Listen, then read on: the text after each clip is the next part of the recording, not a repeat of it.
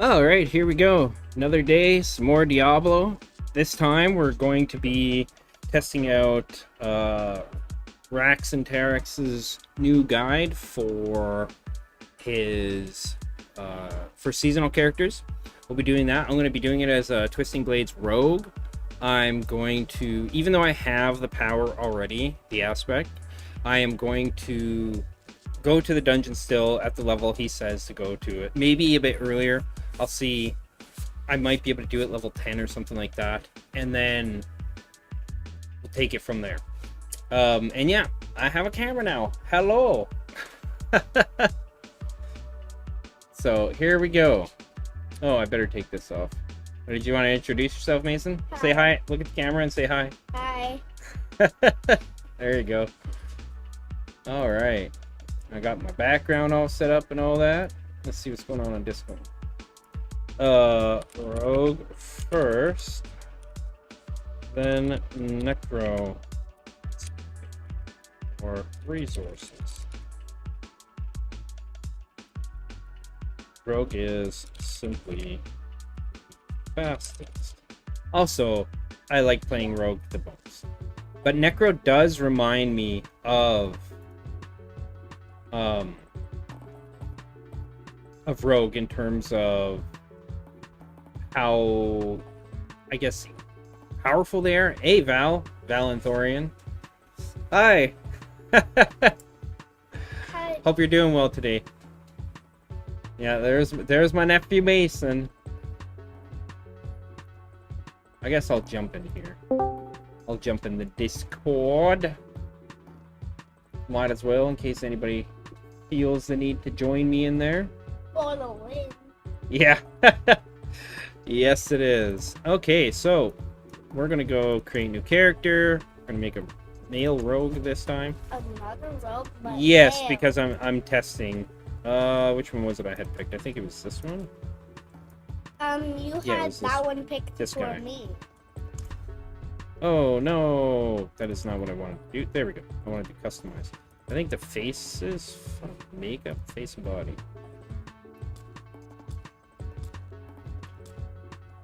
Alright.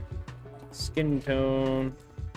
Let's go slightly darker. Eye color.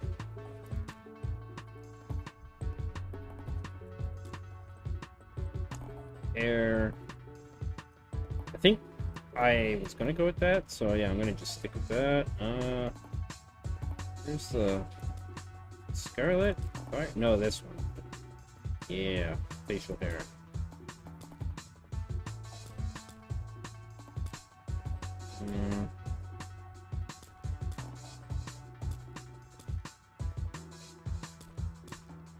We'll go with that. Looks kind of funky with the black and well, whatever. That's fine. Fix the Wait. makeup and crap later. What? Valgorian said the same thing.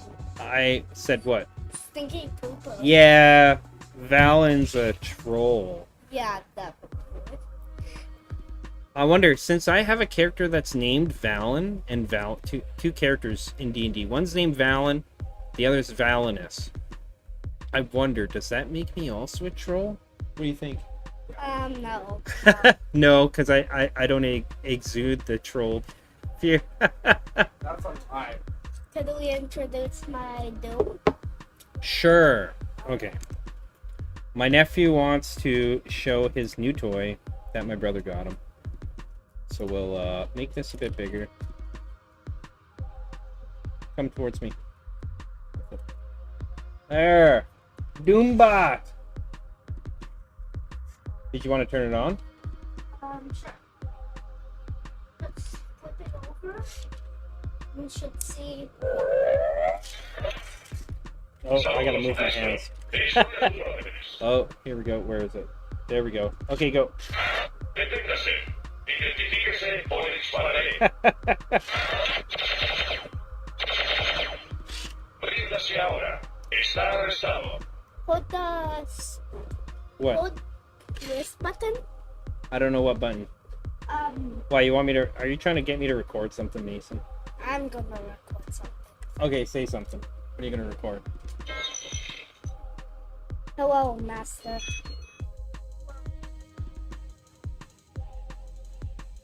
How do you get it to say it? I was doing it. I only heard hello. Say it again. I think it was just too low. I said hello, Master. No, tell it to do it. I can barely hear it. Can you turn the volume up at all? I don't know. I think he was just speaking too low. Yeah, okay, let's try this. You. Let's see, Oh.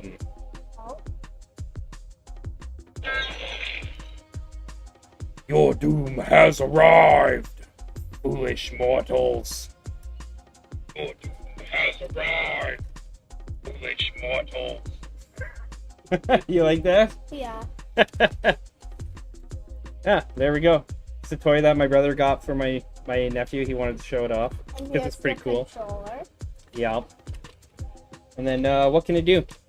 Besides record, which is pretty cool. I don't know how many things you can record on it, but So he can walk forwards, backwards. He can turn around, and he can dance. He can shoot discs, which I don't want to do right now. no, go ahead and shoot a disc. Why? I'm pointing it at my monitor. How hard does it fire? Very hard. The soft disc. Go ahead, fire it. We'll see what happens. No, No, dude, my monitor's on a stand there, remember? we shouldn't. Just do it. Do it! No. I'm telling you to do it. We Press the button. We could kind of Fire- fire it over there. No, fire it at the camera. Oh my god. There, it's bugging out. Oh my god. we Maybe shouldn't because there we fire go. it. Just do it. Fire it. Fire. Feel it. You should Fire. feel it. Yeah, I have. Fire. Are Fire. you sure? Yes, fire. Maestro, voy a dormir ahora para ahorrar energía. Okay. Debo de- Just para fire. despertar. Fire. Fire, Mason. Fire. I'm trying to. Why isn't it fire? Oh, What? turn off and on. Okay. Sorry about that. It's all good.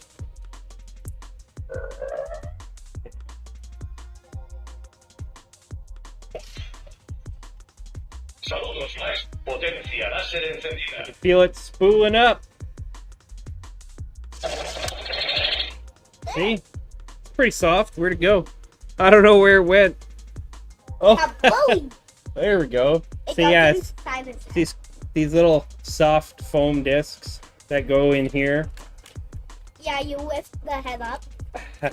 I'll try and do this with one hand. And you just slot her in there. Well, it? Ching! Ready to go. Deténgase. O le dispararé. Alright, there we go, buddy.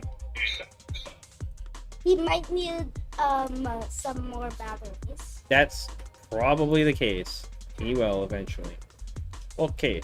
Oh, it's catching Paul on the camera. What the hell? Why? Okay, I fixed it. Yeah, it had because the background stuff I have has something to do with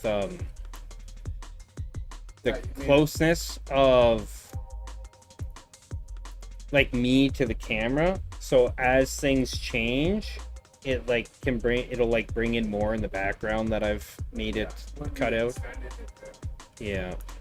Okay, so onwards to the leveling guide. So yeah, back to the rogue. Whatever it says, jewelry. I don't really care about jewelry. I wish I could just click in there and like type a number.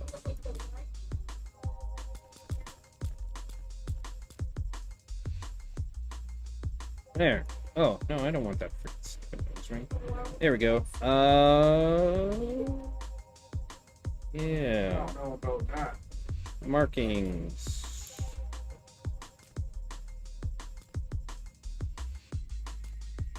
Bingo or play.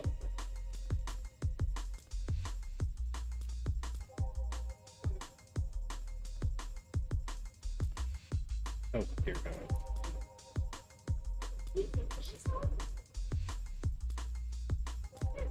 Let's go with that. I like that. Markings color. Yeah.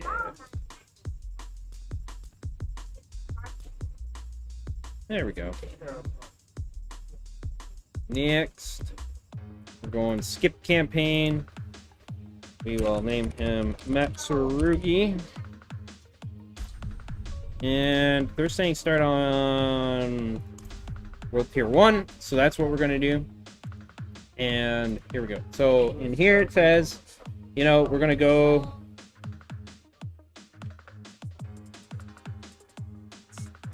So basically, once you claim your first 2 renown tiers, then you walk north in Cryovision, which he refers to as Kmart. Grab the Raising Spirit side quest. Turn that in. Then we're gonna, for 1 to 15, we're gonna go basically following a route out at Cryovision here, and then on his, he doesn't have the event up here, right? That is up in here set, but I'm going to try that instead because there is an event here. It might be due to the nature of the event, and then we'll go to Menestad, and then, you know, up here, etc., and then down through over to here for the rest of it.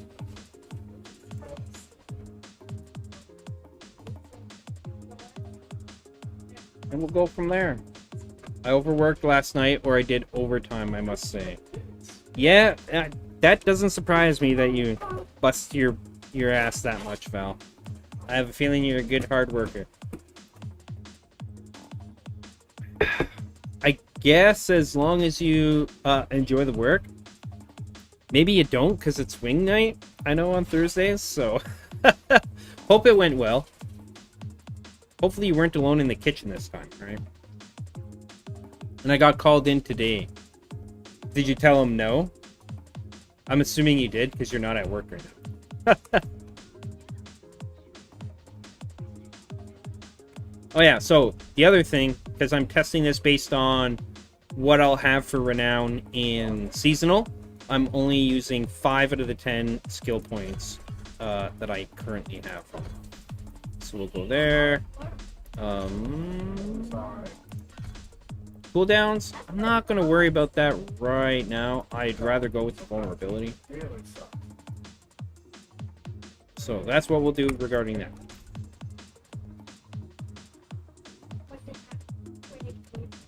Do this quest, they say. New militia recruits have been training night and day. They deserve a little praise. But I can't.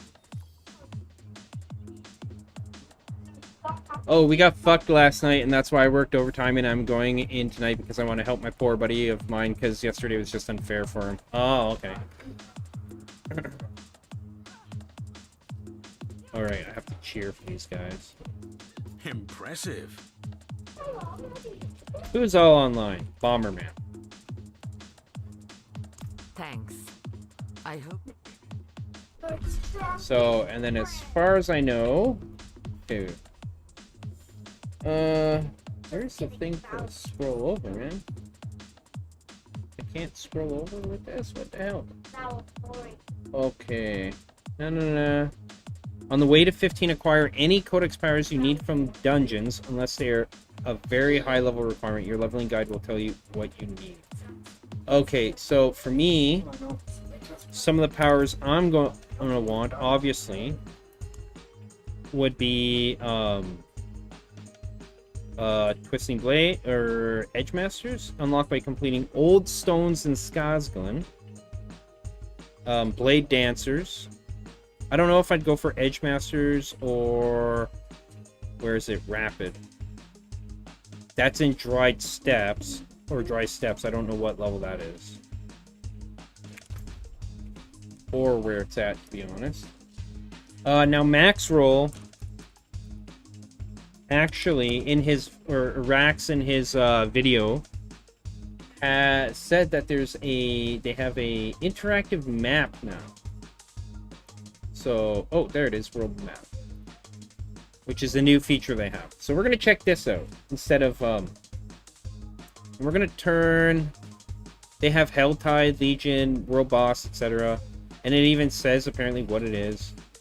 So we're going to keep Waypoints, dungeons, take Altars of Lilith off, take side quests off, Helltide event, chests, events. Oh no, events we want on. So that's what we're gonna have on. Okay, so For instance, if I want to know where Rapid, I know where Twisting Blades is. That's up here. I think it's this one. Yeah, Joel's Vigil. And then Rapid. What was it? There was another one. I could pick up Edge Masters.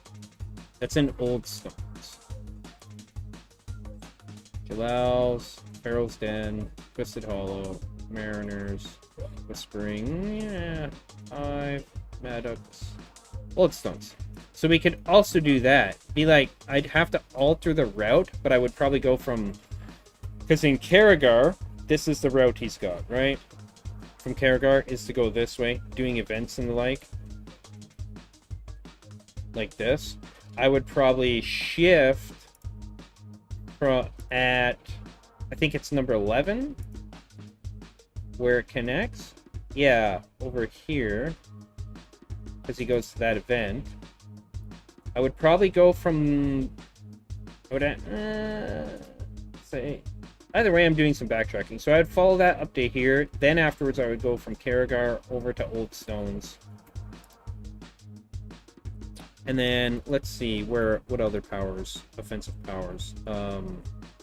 Rapid, I would go for over Edgemaster just because of the attack speed. Although Edgemaster, like, I would wait till I'm in...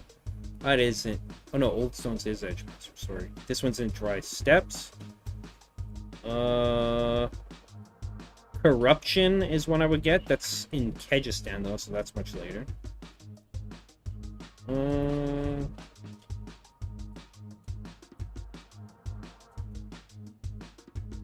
Circling Blades, no. Expectant. This one. This is one I would get.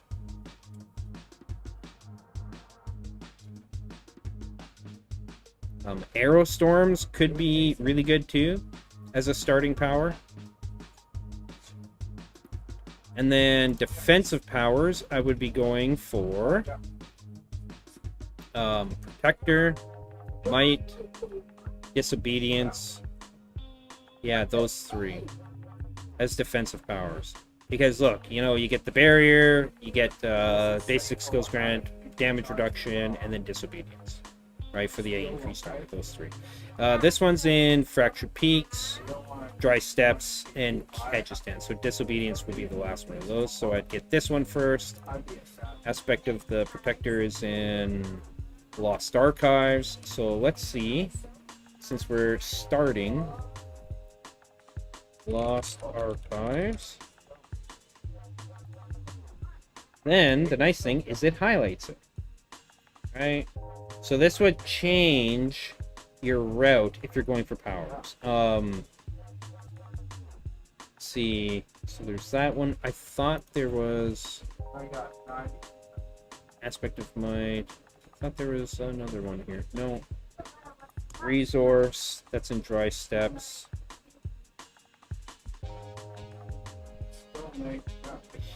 Fractured Peaks. I don't need energy though.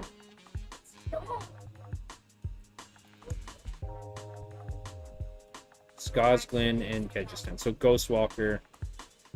So I'm gonna actually make a list of powers.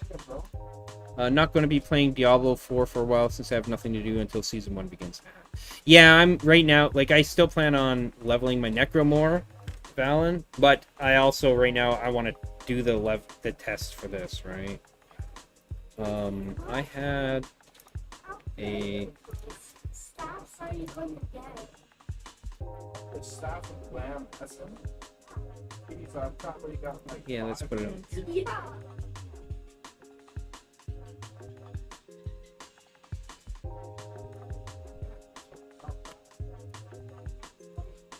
Okay, key for Season 1, not going routes, but, Codex powers, or Codex aspects. So, we're gonna go like this. Number 1, So focus it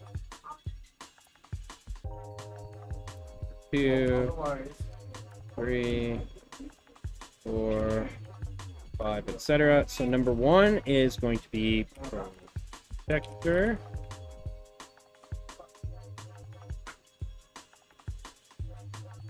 Then I'll put the location. Where's... Okay. My avatar. So first Protector. Oh wait, this is what I'll do. Based on the zone. Fractured Peaks is...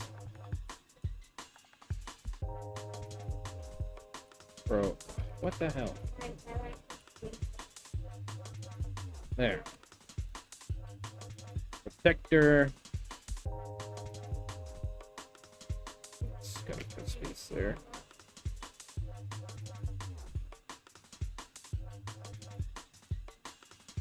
So in Fractured Peaks we got Protector. That's in Dry Steps. So 0 minutes. And then for offensive in... That's in Scotland.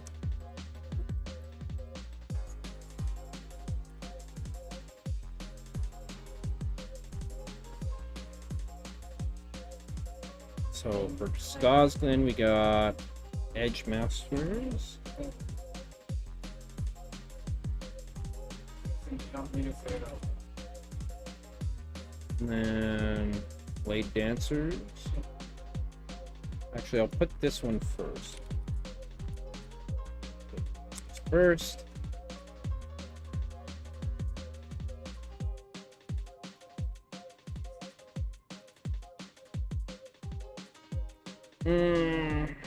And then what? Rapid.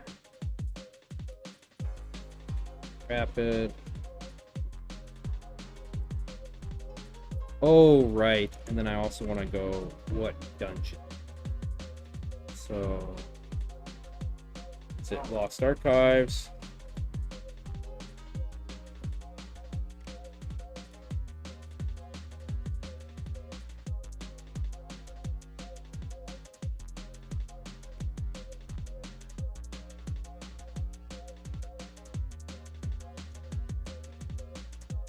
This one is Blade Dancers. Oh, it's in Jalal's Vigil.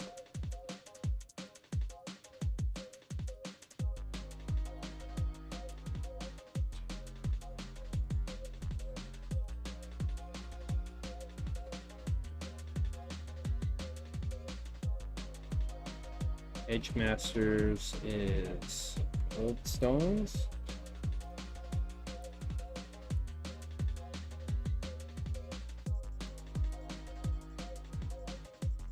Rapid is... Oh, that's Dry Steps. Whoopsie.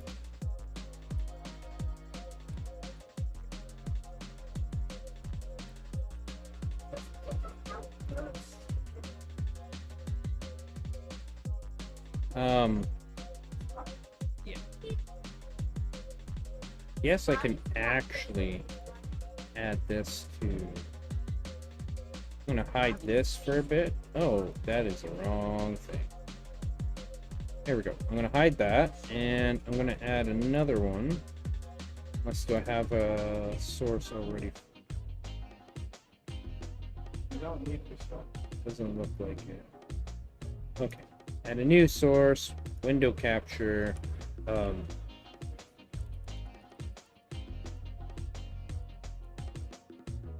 Third. You know, I'm just gonna dead you. Perfect. And it automatically selected. Oh, okay. Was it ready so when they pop up? Cool. It's not And it's fine that it's that big. So, Dry Steps. Okay, cool. Was going to be wow. Rapid, right? Yeah. Buried Halls.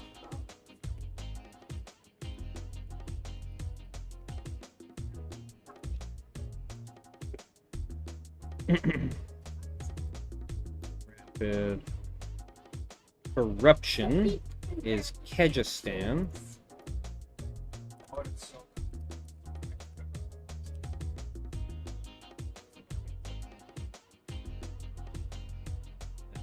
Corruption.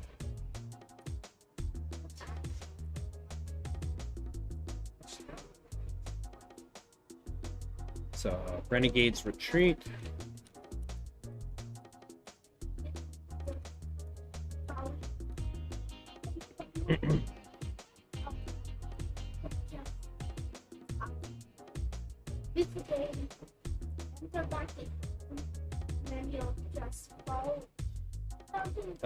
Expectant is in Scosglen. Nice. Underroot.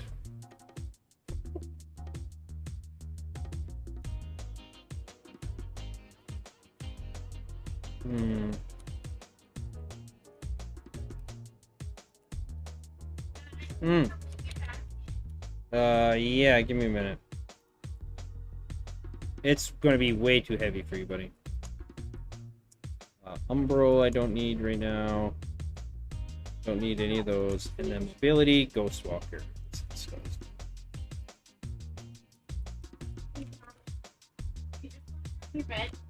Sure. Or just put it on the floor near the bed, please. Do you remember that that we thought was something that wasn't mine, but it actually was? The robot? It was the robot? My dude. No, I do not remember that. Yesterday. Probably didn't see this. Yeah, I didn't see the box, bro. You brought it down. Oh, that box. Yeah, that box. Okay. Yeah. But we didn't see, like, box it actually came. The box. Which I really want to see it. That's what cool. Something.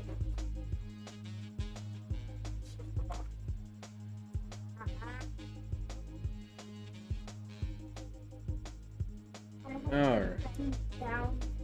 Show. First things first, around Cryovision. So instead of following, so I'm gonna follow this. I don't. What level is this dungeon? I don't know what level Lost Archives is. Is this?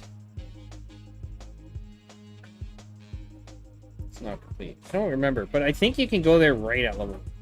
Plus, there's, you know, an event there, etc. So can I hide this? I can. Cool. I wish I could pop that out. Okay. What I'll do. Wow. Okay. So we're gonna click that. We're gonna click. What we're gonna do is we're gonna basically add all the places we're gonna go.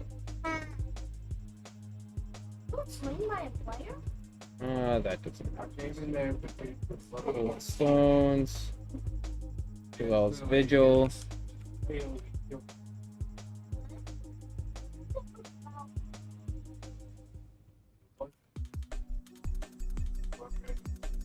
Oh, I think I saw it. I think he ran up there. There's a weapon. Okay, Blade Dancers, Duel's Vigil. Old Stones, Underroot. That's way over here. Yeah, Underroot. Yo, we got free money again today. What do you mean?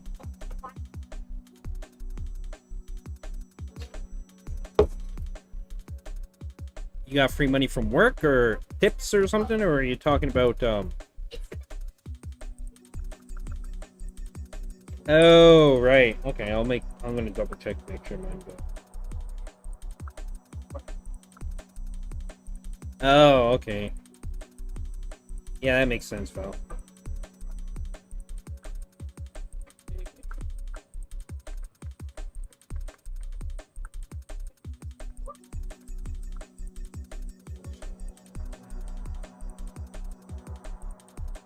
Yep, it's in there. Nope. That is pretty much gonna, what they gave me is pretty much gonna cover the rest of the cost of me getting somebody to make what is it? artwork and stuff like that for my stream. Templates and all that good stuff. Okay, so we got that marked. Goldstones, Underroot, Ghost Walker. Oh boy, that's in Broken Bulwark.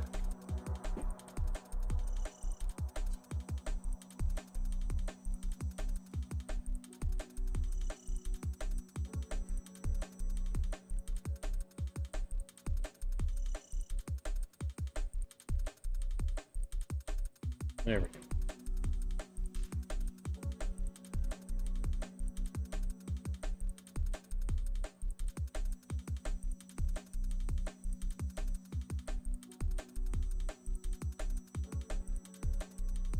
Okay, so Ghostwalker, Broken Bulwark. Where the hell is that?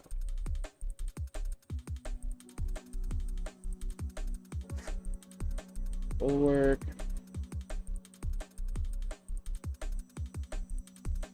Oh, it's down here. Okay, we'll mark that. And then we got Buried Halls. Dry Steps. Somewhere right there. Yep. Okay. And Renegade's Retreat.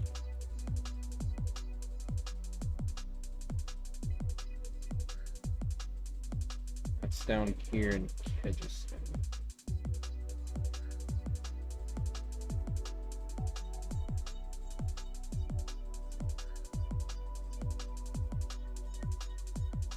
Okay, I thought for a second there that. Okay, back up here. So I'm gonna come down here first. There's 2 events on the way.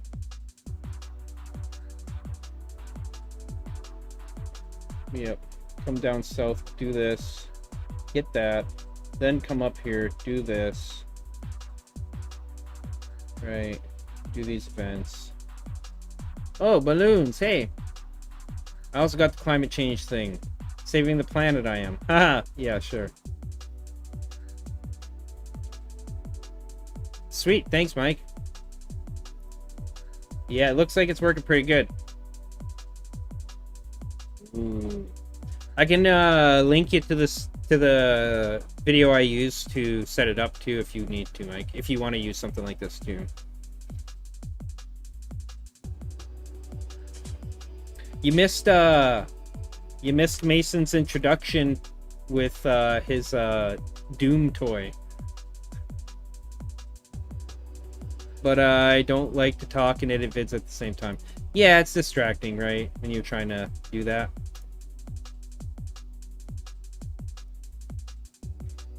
Yeah, that toy is pretty dope, Mike, because you can even record stuff on it and then get it to repeat that phrase, whatever phrase it is. Yeah, if you don't want a background, if you just want it like me, like this. Yeah, it's a Doom toy. It's literally the Doom Soldier, whatever the hell his name is. The Doom Slayer? Slayer? Whatever? Yeah. Here. I will find the link for you.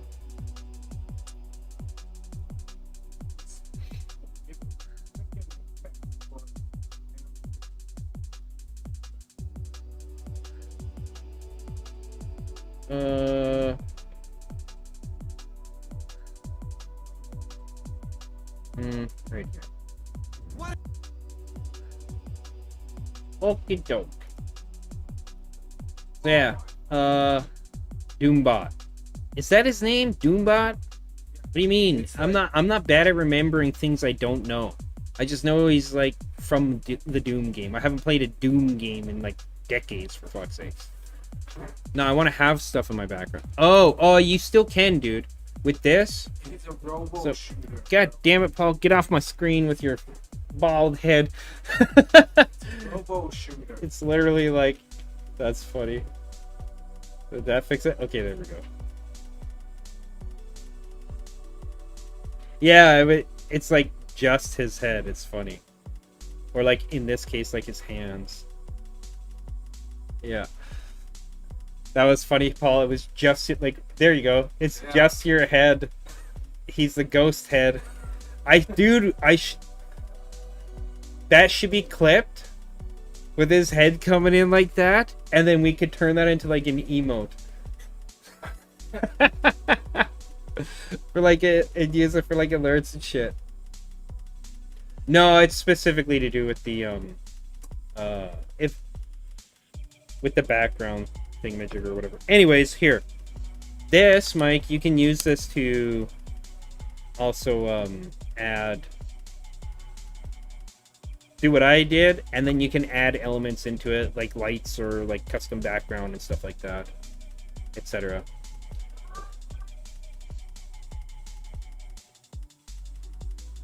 Okay, now, so yeah, here we go.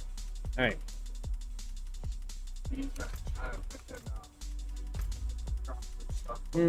Down south first, all the way down here.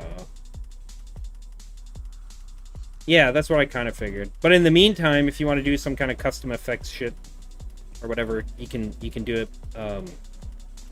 with that video.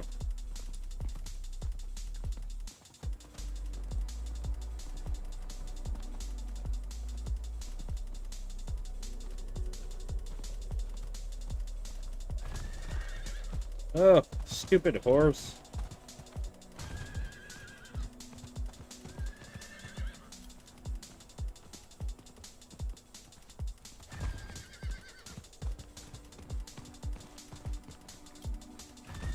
Oh, right. There was an event to do.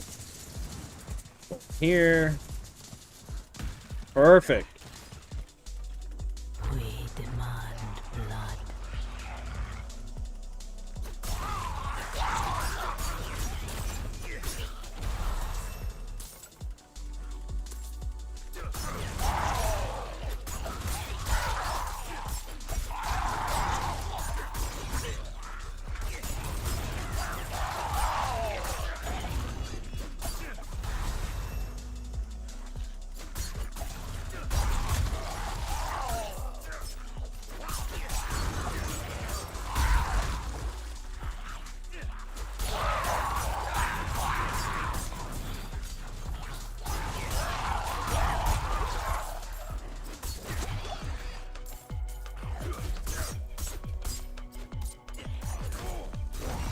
Yeah, just die, motherfucker. There you go. Almost level 4 just from doing that. For cash. Gouda. And continue on. Whoa.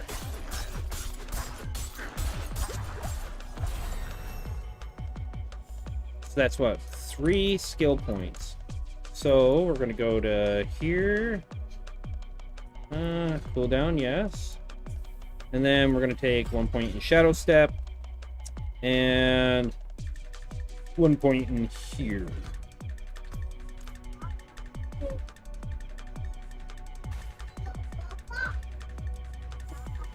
Okay.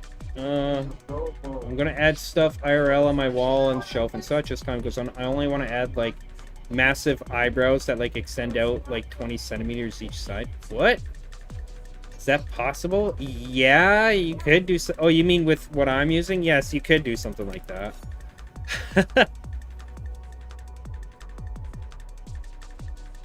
You could indeedly do. Okay, where's this other event?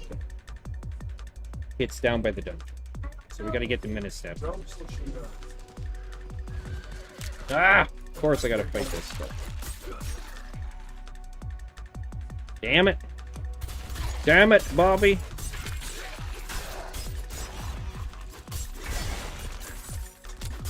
Yeah, Doomslayer sounds way cooler than Doombot.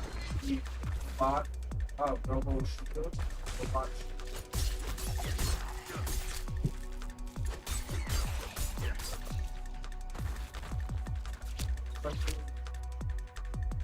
Yeah, just cause. Pew! Not what I'm playing, but there is. Okay. Down here, there should be a. I just want to be the wild, wise owl that gives people terrible advice, but somehow their life still works out. Is that really how it works out? I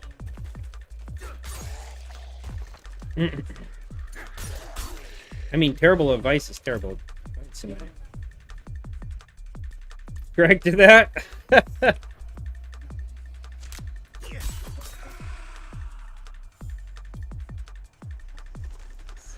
Got these just to help with a bit of renown grind.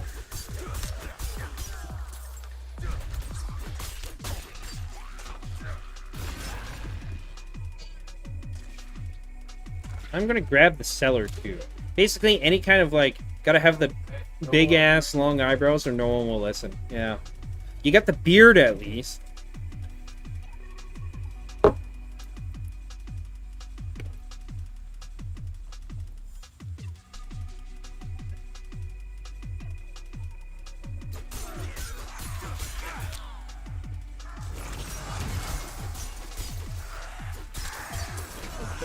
Ooh, I already got a rare crossbow. Fuck yeah.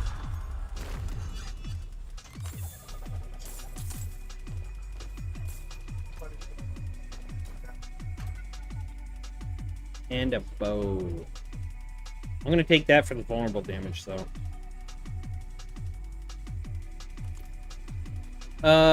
It makes me extra wise, but not trustworthy. I mean, dude, looks equal wisdom, though? Is that how shallow our society has become? Oh, crap.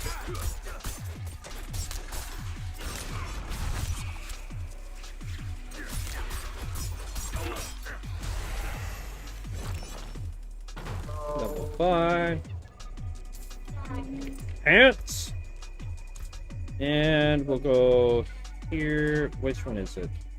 Yeah, the point there. Actually, we'll take this point out here. No, we'll keep that point in there because that extra damage is nice. To the event. Oh, it's going to be this. Oh, yeah.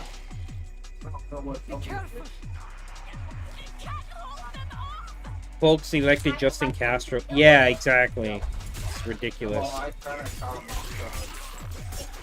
What specifically about Justin Trudeau did you like? His hair. Oh my god. Terrible. somebody's trolling you.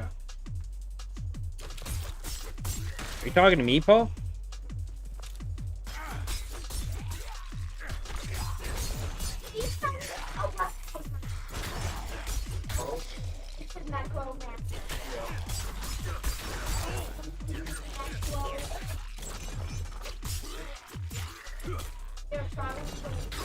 Yep. Yep. Oh, you're doing PvP, Paul? And it's level 100. I killed a level 91 guy. Now I'm 81. But, yeah.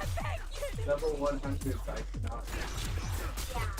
They're almost like these. Just get popped. Yeah, I tried. Like a little beer. Well, there was a guy or whatnot. He was tracking, and I went in there. I could see his blood stuff. So it was so bad. Literally turned in it and freeze him. Like, I instantly died on his way. Hell yeah. Saved my Yeah, life. his Full phone completion of the event. killed me. That's very bigly right there. That's pretty bad when the there is. But it doesn't matter. Alright, now into the dungeon. On the cusp of level 6 already. It's pretty quick. Gauntlets. Maybe they're better than what I got on. Nope. Not Legion event. Legion event. Well, anyways, Twitch VOD is downloaded, so I might get back to must get back to the things. Yeah, you have fun too, dude. Let me know when your videos are done, and I'll check them out. Oh, now Corey's starting to stop. No, this is Mike. Balloons. That's talking about them.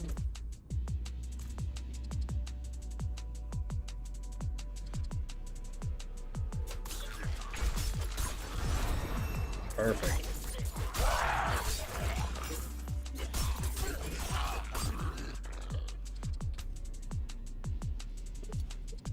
New dagger? Yeah. Cool. I just asked, please. Oh yeah, skill point. That. For the cooldown, right? Yes.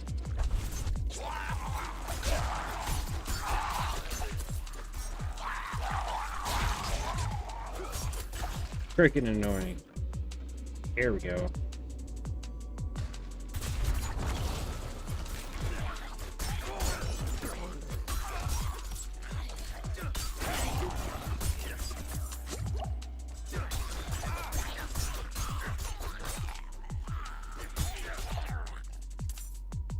I'm getting some like weird lag something now. Bruh, local news just said someone mysteriously died in the freezer or walk-in cooler in McDick's. Wow. That's wild.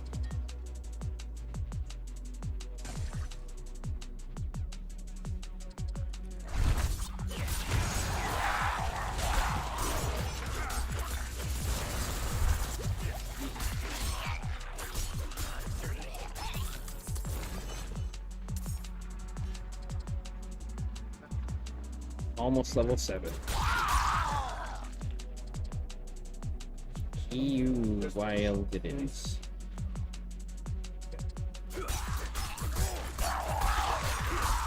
How the fuck did they get stuck in there, man?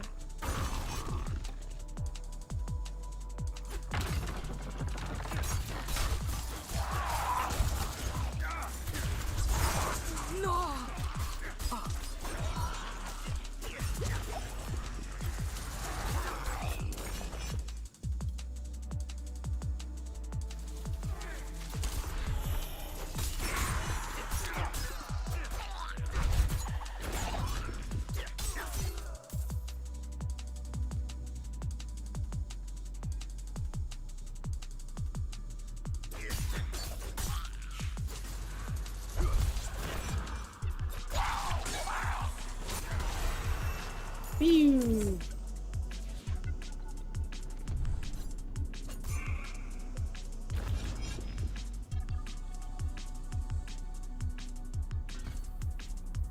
Next level, poison trap. Fuck yeah.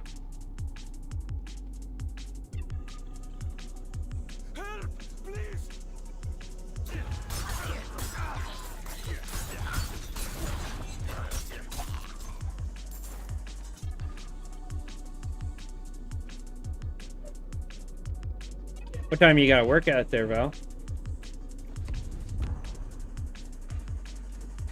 Late night or what?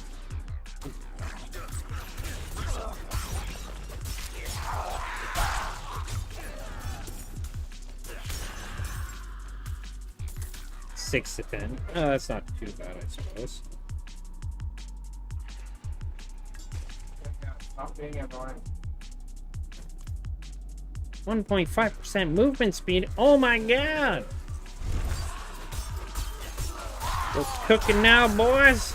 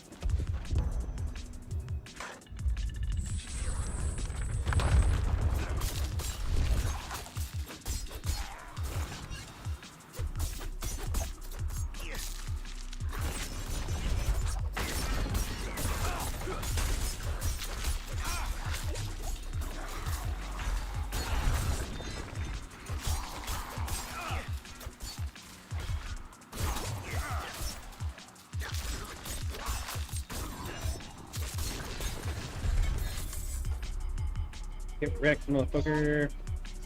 Alright, so from here, I'm gonna head back to Cryovision. That barely gave me any experience fighting that.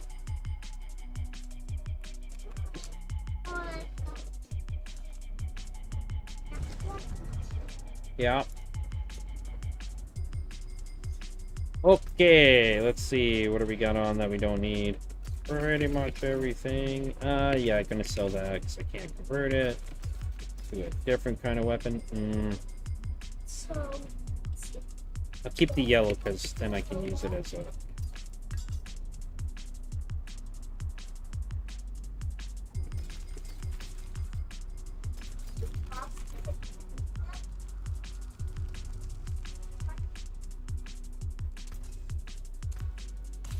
Anything breaks, the forge is hot. Alrighty. Now, we're gonna head out to do this event. And so it says this is 1 to 9? 9 to 50. Okay, so I'm already done with that. I got the 1 power I needed, and so this, I think this might be even better. Down to this dungeon. What is that dungeon?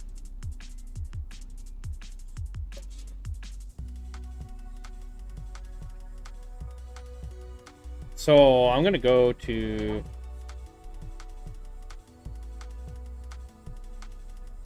Yeah, 9 to 15 is up here. So yeah, I'm gonna go to Karagar, and I'm just gonna head like this. I don't even need to go up here to Ministad or anything anymore. I mean, I think I'm gonna go to Ministad just to get the...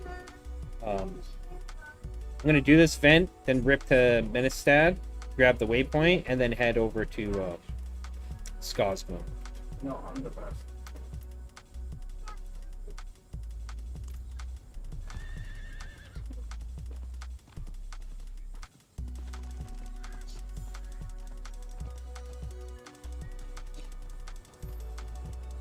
Now, unfortunately, because this is, I'm going to have to wait till level 25, I think. Because I have no dungeons to apply legendary aspects to. Come on, mofos.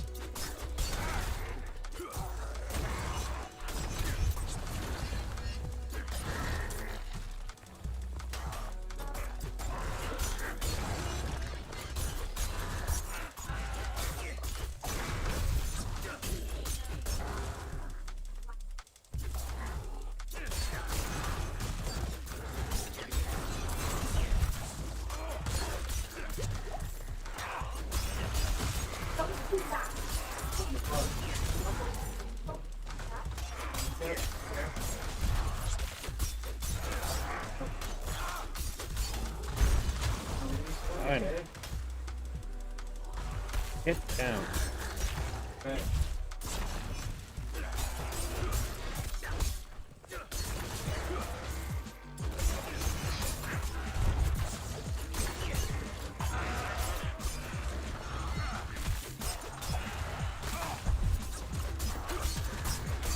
Come on. Holy crap, man. There just isn't enough. There. Get over here, man. Come on. Oh. What the hell? Oh, no. It's...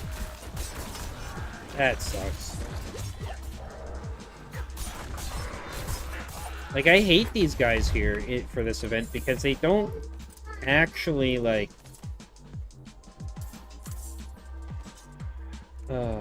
did I level up? No. I'm on the cusp of leveling.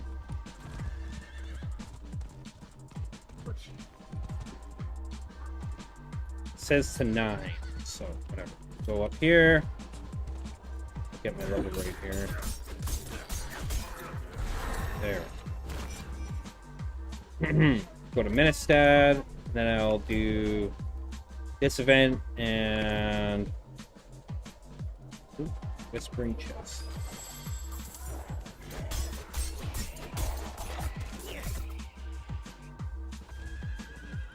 Now, normally I wouldn't be focusing on getting that at all on the Whispering Chest. Wait, 6 to 10, joke. What's joke? What's a joke?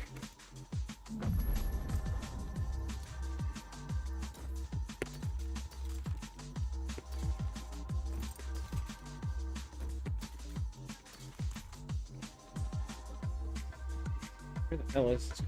Oh, he's in there. Oh, lag. Father bless you.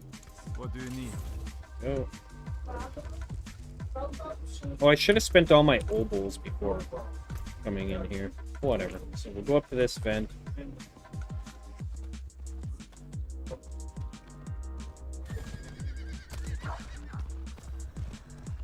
Nice.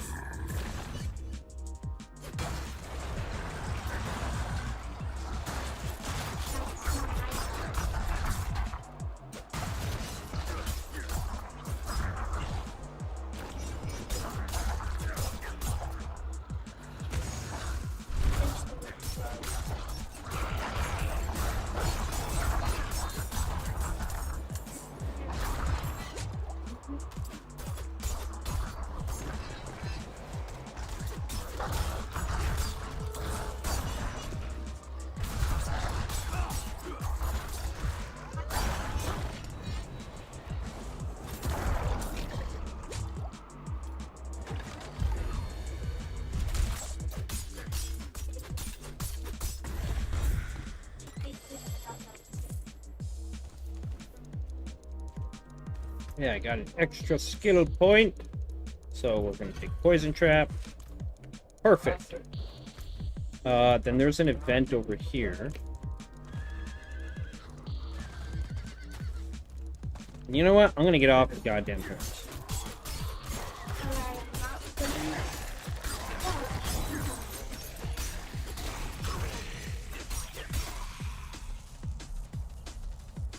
Lilith for some renown.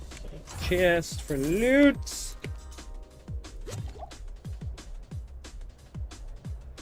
Now I actually have something to hide from Missy. Hide it from Missy. Boom.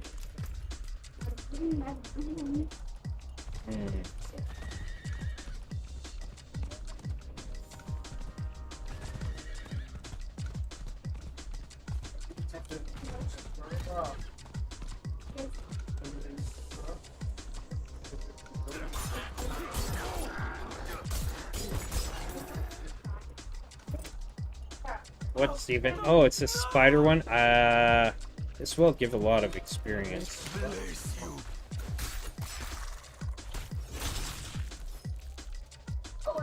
Bless you.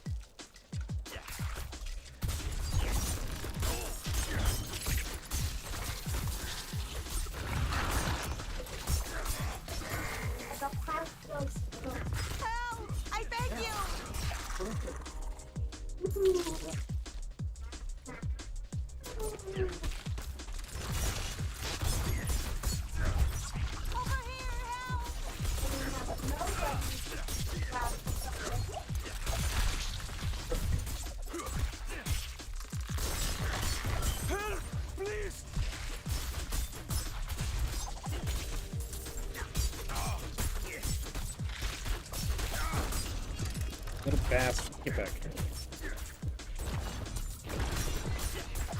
Oh, I got them all alive. That's good. Real good.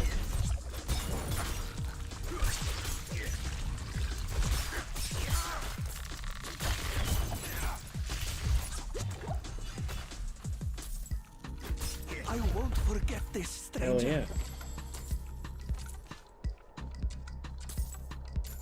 Just about 9. So...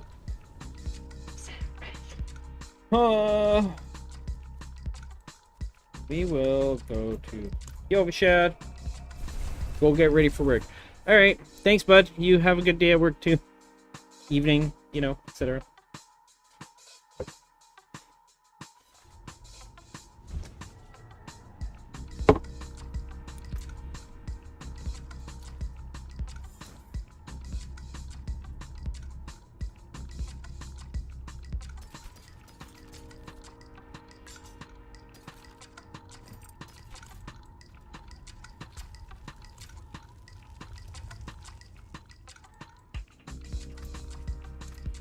Anything breaks, the forge is hot.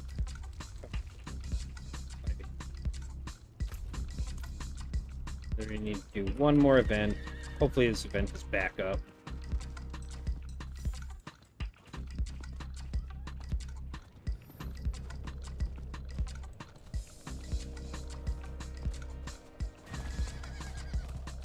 No. Okay.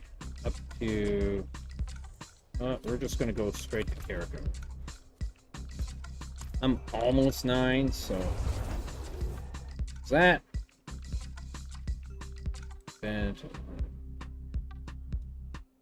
Okay. So first place we're going is somewhere's like... It's like over here for an event.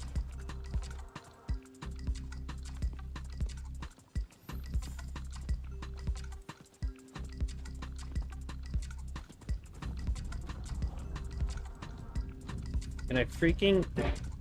Oh man, the horse is such a piece of shit sometimes. Would not let... It's this bug that's going on now. Madam Mac is online.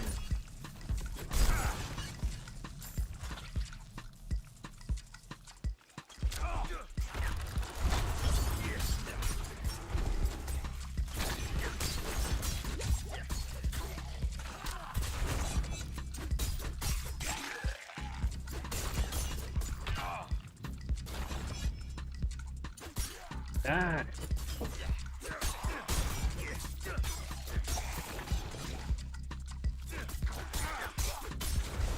There we go.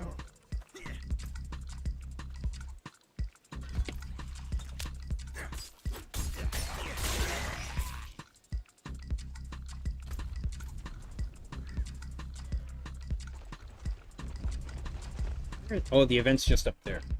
So we'll dip in here, we'll get this.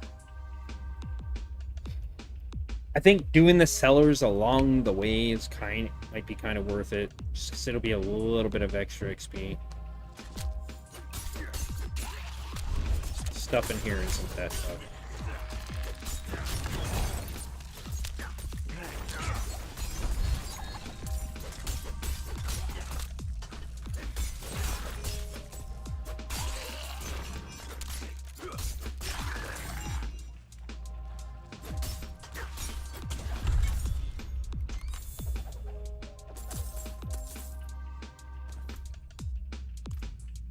All right.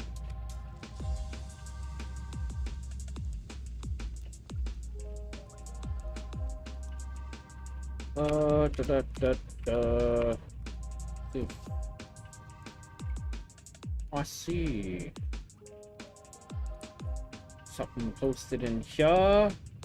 Mini lemon cakes. They look good. They are, but so sweet, so I ate like a quarter.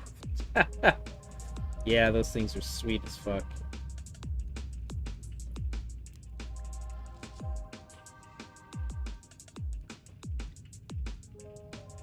All right, back out we go. Grab the event. There's Ouch. That freaking hurt, man.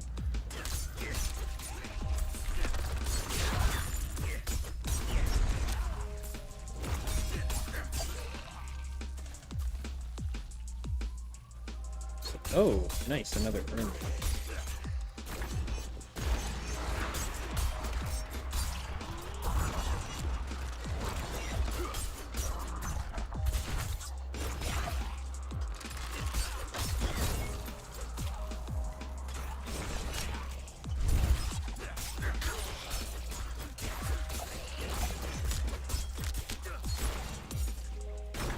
God damn it, grab it.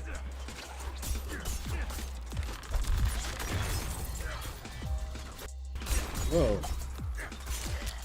Do not need that shit happening.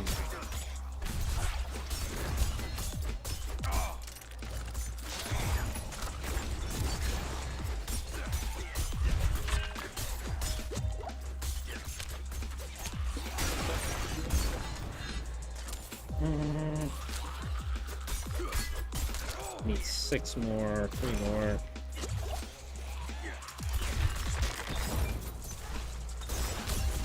Come on. Oh, damn it! Stupid guys got in the way.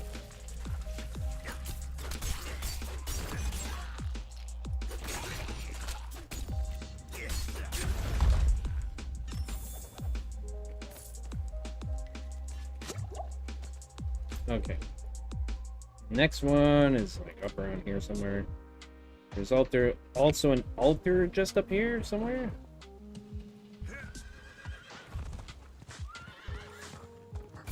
I wish I would have had this for the frickin'.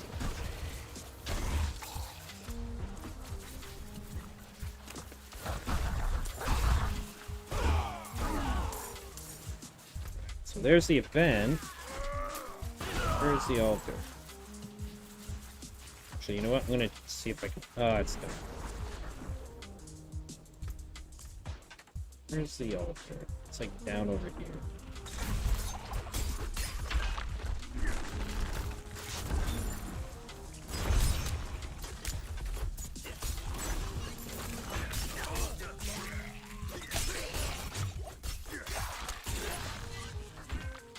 Where is he? It's like, what the fuck?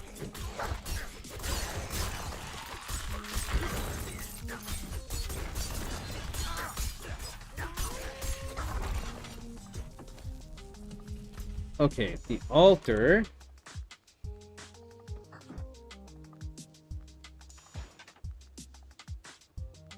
It's supposed to be like right. Where's the altar? I do not see the altar. Here?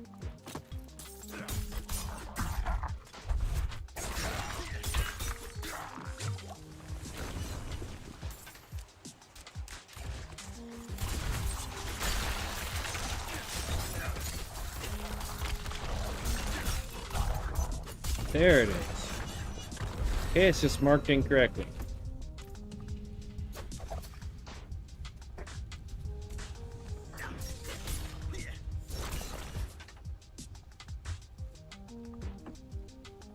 To the event, and then there is another.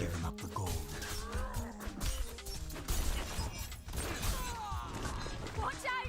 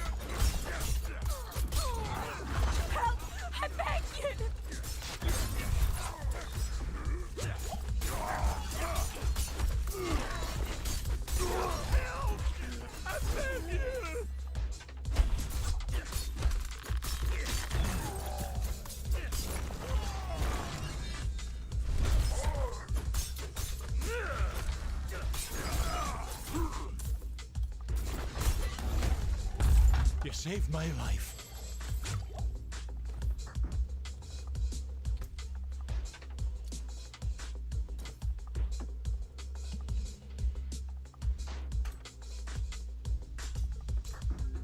Okay, then the altar is up here.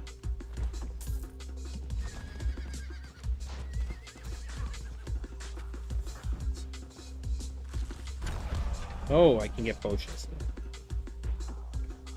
And I have another.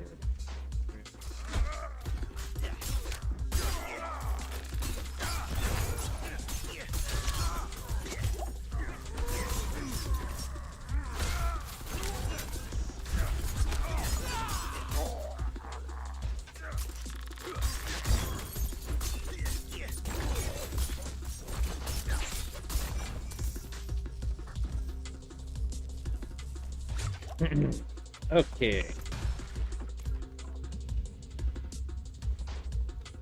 Okay, so now it's onwards to pretty much straight across to this town up here.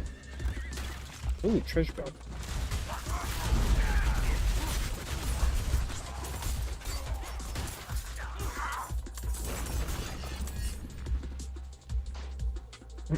Didn't really drop me anything, but still, it's worth it. Worth it to check. Excellent.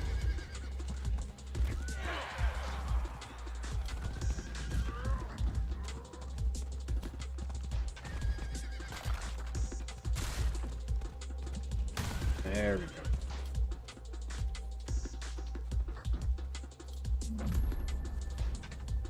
Oh, and see, you'll be able to do Trio Whispers as well.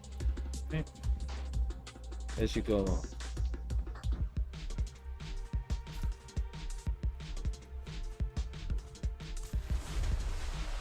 Back to here, get my stiff, and come back up here.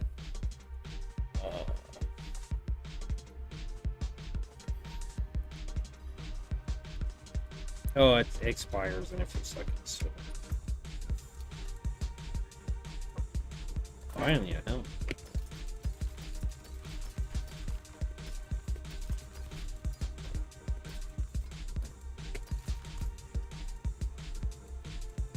Let's have a look at you.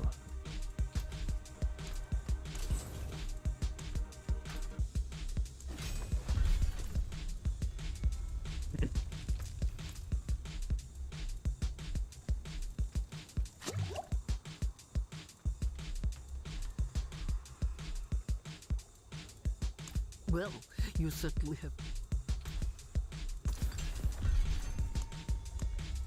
These you can start using, I think, at level 10? Yeah. Perfect. Oh, requires level 5. That's level 10, 15. Dodge. The speed.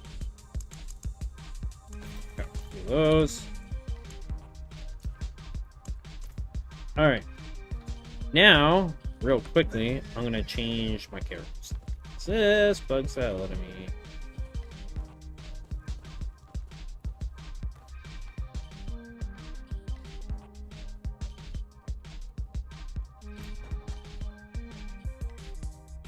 And I think they said you get to keep all your I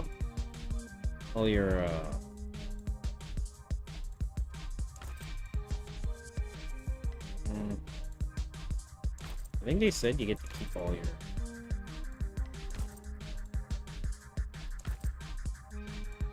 This is gonna make it full runic.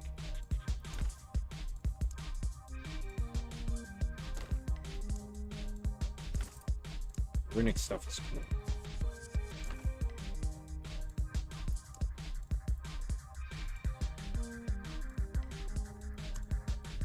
That can become... Is it that one? No, there's the gold. These can... One can be... It's a Lich Blade. Yeah. Obsidian Blade. No, let's go dual Lich Blade. How about that? Yeah. There we go. Alright. Now we're truly decked out. The game has been won. What the hell? Jesus, what is up with this laggy shit? Okay, so from here.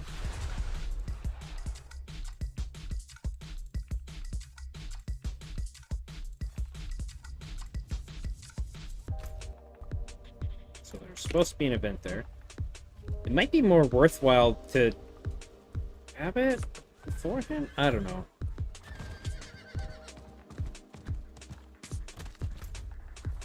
Oh, I'm on the wrong side. Whoopsie. Oh yeah. This potion will help a lot, especially since I'll be getting bonus XP with it. There we go.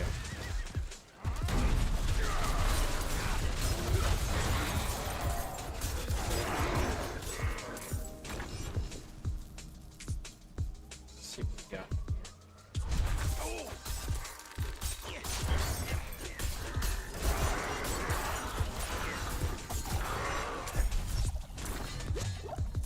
Get wrecked, you plebs. Oh, nice. Oh, but it's gonna be the cows, right?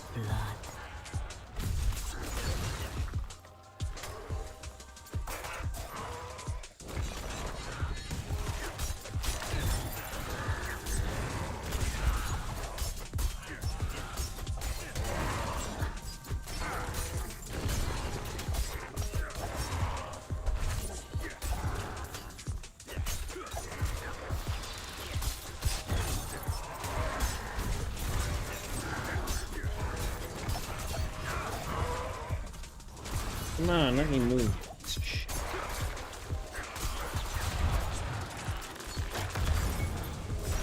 Damn it! Okay, there's one. Come on, motherfucker. Please.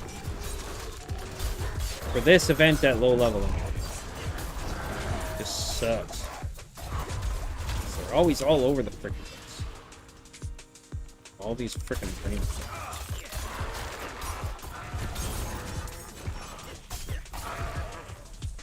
Come on, man. Holy shit.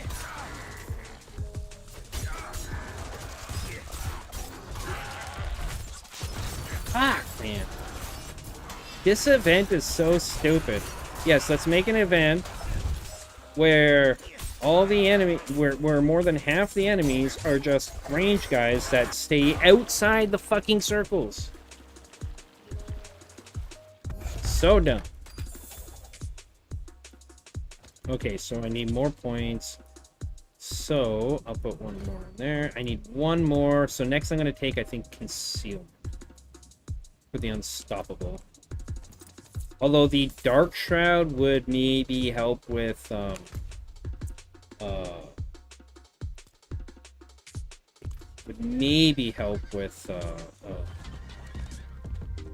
getting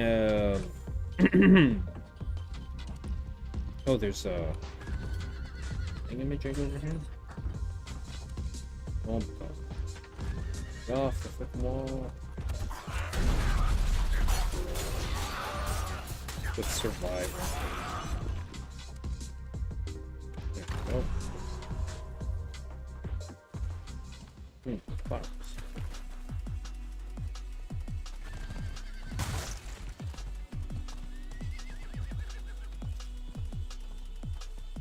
Ooh, and a shrine.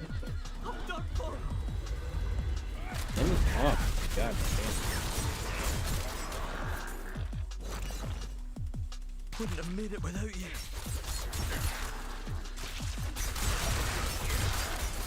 No! No! No! Be careful!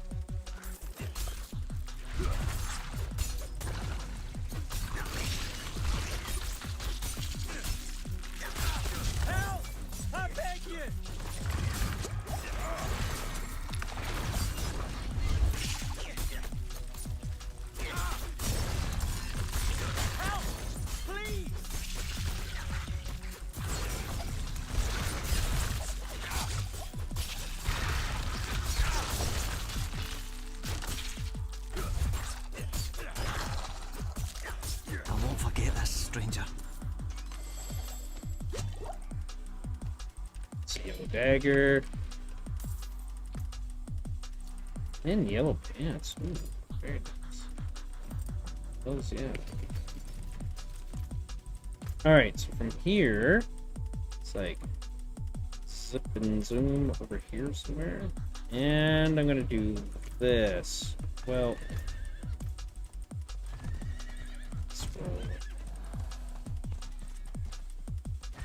stupid horse.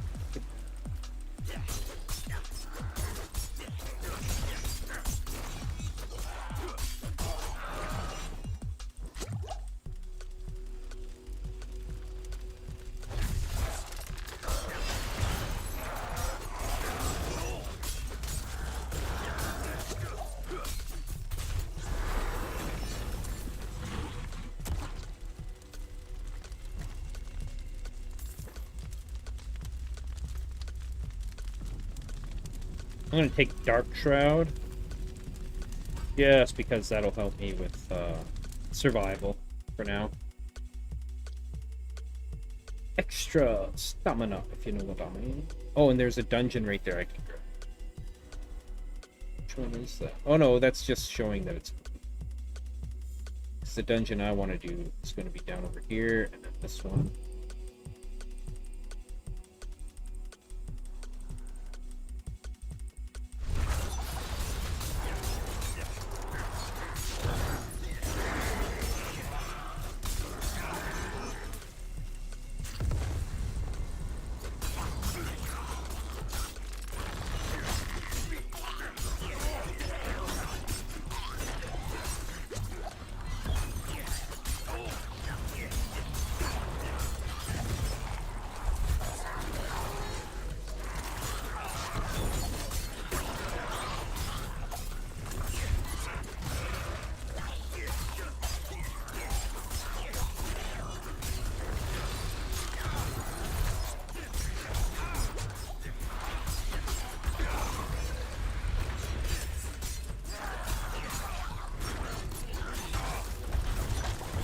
Yeah, gonna get it.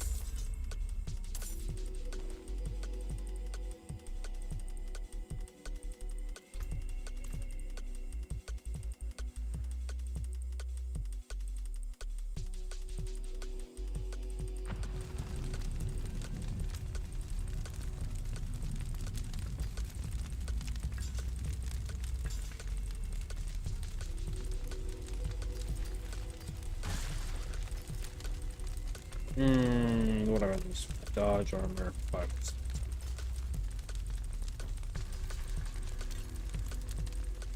Okie doke, from here. Is that where it's at? So there's the dungeon.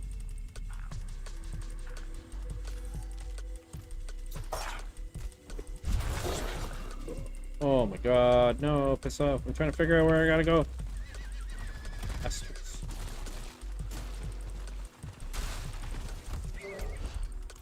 It's down past here. Holy fuck, man, come on, you janky piece of shit. Is that the event I'm looking for? It's gotta be. Someone there. Do you need help? So That's gotta be the event. dark and cold. Yeah, that's the event. Okay. Please stay. Grandfather was supposed to walk me home. Yep, let's go, boyo.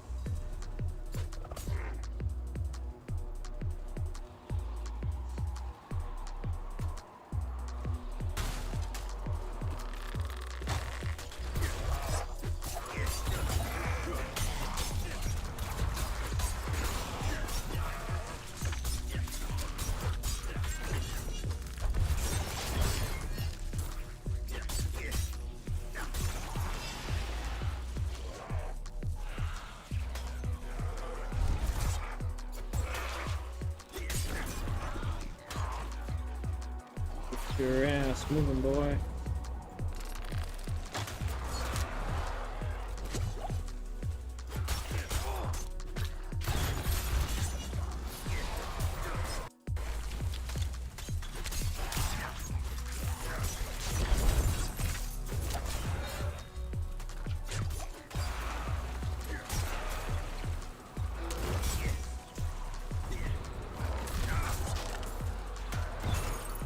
Oh, these things are so fucking...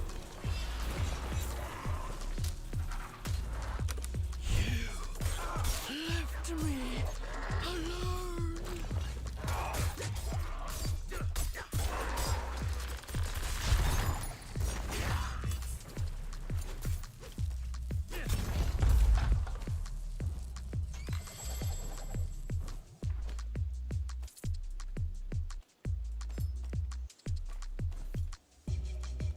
Okay. So from here, there's an altar somewhere nearby. It's supposed to be.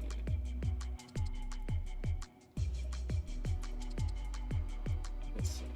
Up here. Paragar. Here. So let's add the altars in.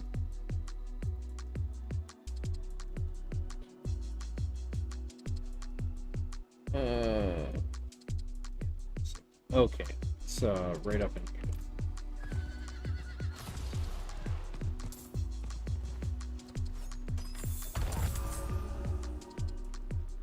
This seems to be a relatively peaceful area. Oh, wrong thing. I need to look. So there's a waypoint over here, just over here somewhere.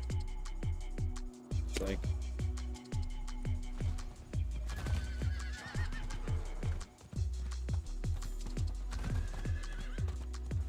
Yeah, there it is. Oh, you janky piece of shit! Jesus. Wow.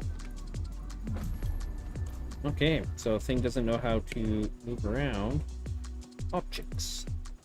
Good to know. Good stuff.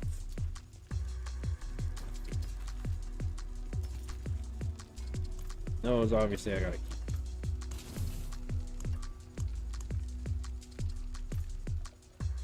Okay. So the waypoint is there, and then there's an event over here. Right down there.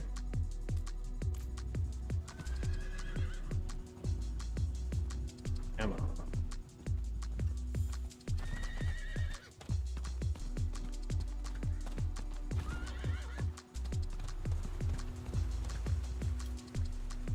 Oh boy. Frustrating.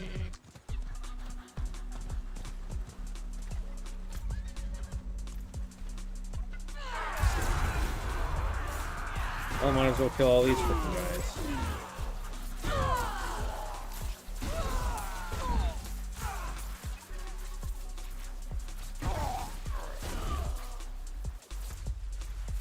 Vent's supposed to be right here. Okay.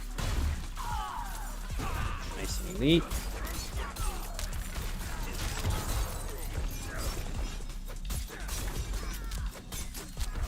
You boyos, wait till I get that frickin'. Ooh, poison imbuement, yeah. Oh yeah.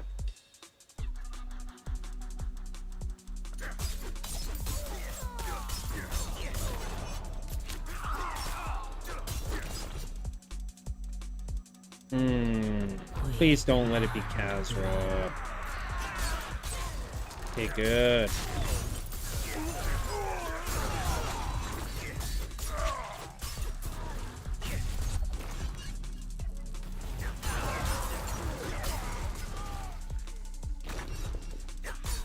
Although early levels, I think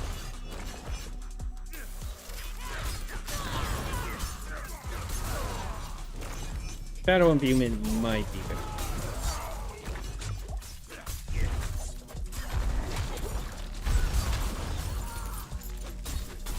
See, so much easier when everything comes to the circle like it's supposed to.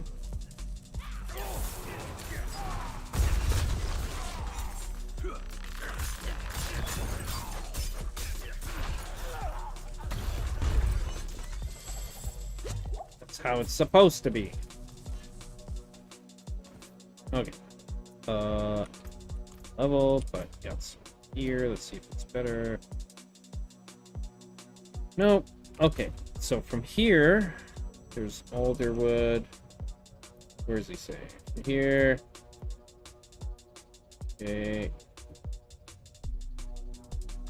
Over to the waypoint and up to here.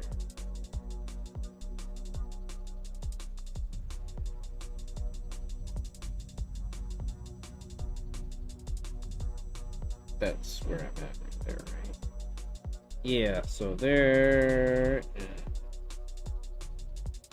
somewhere over here. Let's get over here.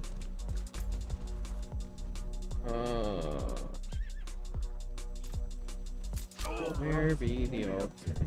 Yeah, I don't care. I don't care about the world boss right now. I'm doing this. Yeah, I'm practicing for seasonal growth. I watched. I'm testing out Raxx's path thing for. Where the hell is this thing? Yeah, for leveling during the season. So. Where is this bloody freaking altar, man? Okay, it's supposed to be around here. There it is. Okay. Ooh.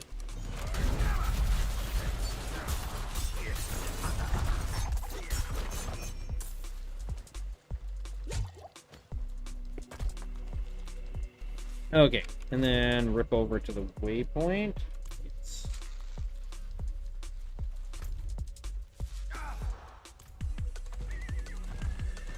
Get the fuck out of here, boy. Saw that. Overgrown vermin's broke another trap.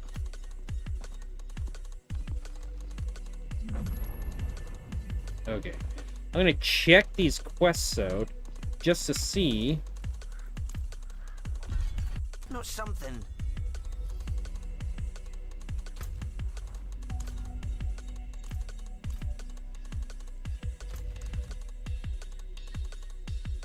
Where is it? It's like down in there. I'm not even going in there, I don't think. No, I'm not. So then, unless it's on the way, I don't want to be doing the quests.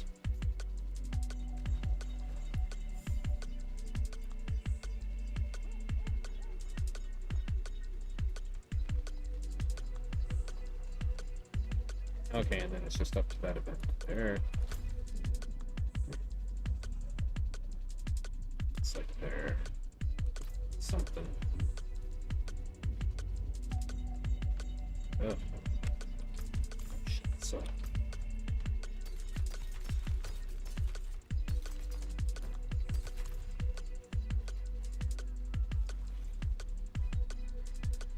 Yeah, damn it.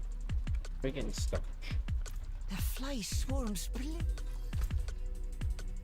Okay, it's just kill this shit along the way. How many do I gotta kill? 75? Fuck that. That's ridiculous. Let's see where this. Nay, traveler. The traps have you. Go back. Okay. Yeah, no. Okay. Onward!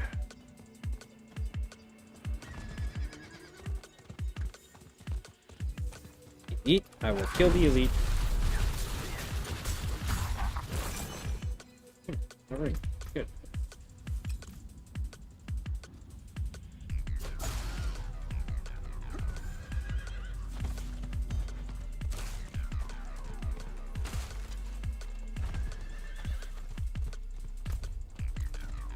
There's the stronghold. I don't want to go through this. Well, going through the stronghold. So.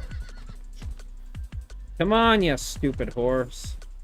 Thank you. Signs of a bloody struggle.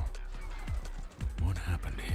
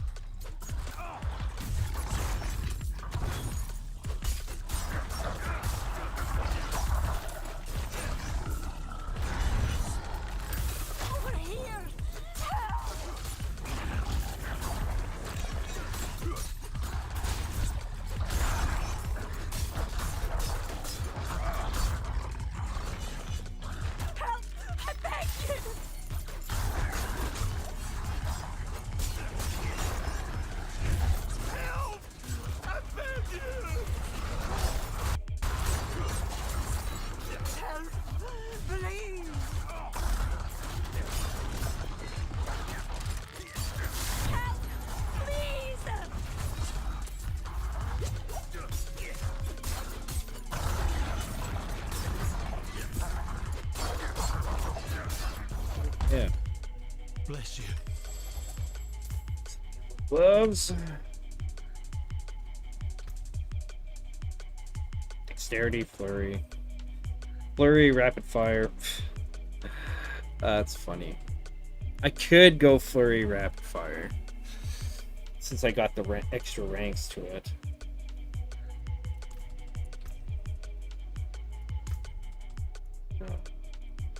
And then maybe instead of poison imbuement, take shadow imbuement. How much would it cost to respec it? 8. Okay. Let's go up here. Let's go flurry.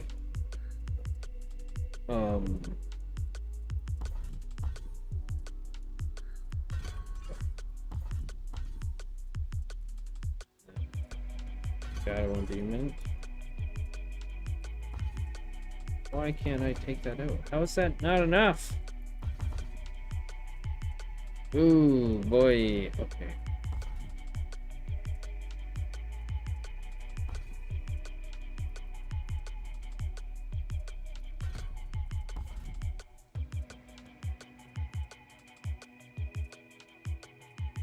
Oh, 'cause...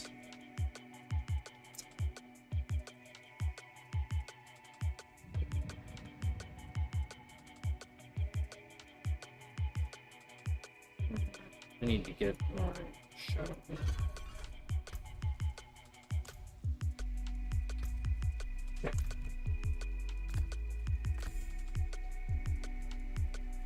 But I don't have rapid fire. Wait, I don't have shadow step. Oh, it. I guess I don't need to go rapid. Take dark shroud off. Yeah. Oh, no.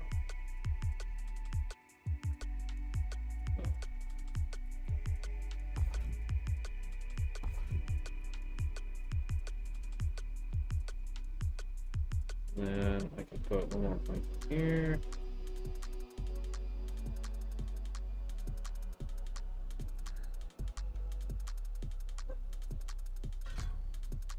Then I can take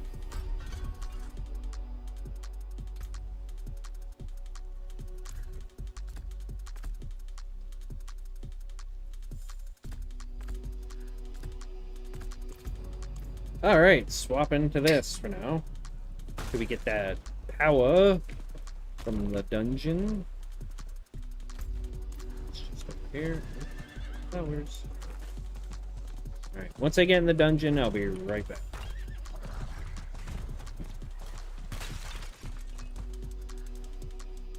We did all that literally from that only took 15 minutes to go from basically from here all the way around here after going to Cryovision and stuff.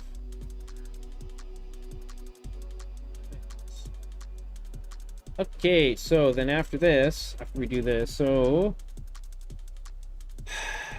supposed to, well, hopefully this will get me 15 when I'm done in here. And then it says, on the way to 15, acquire any codex powers you need from dungeons, unless they are a very high level requirement. Your leveling guide will tell you what you need. At 15, do your class quest that automatically populates in your quest log, right? 15 to 17, clear Nostrava and Malnock strongholds and fractured peaks and complete them. Malnock has dangerous 17 to 27, clear Onyx Watchtower stronghold, but do not kill the boss or ring the bell. That's because you do it till you're 27. Also, Onyx Watchtower drops a lot of rares, so... And then as soon as I'm 25, I can go and apply my legendary app. So I will be right back.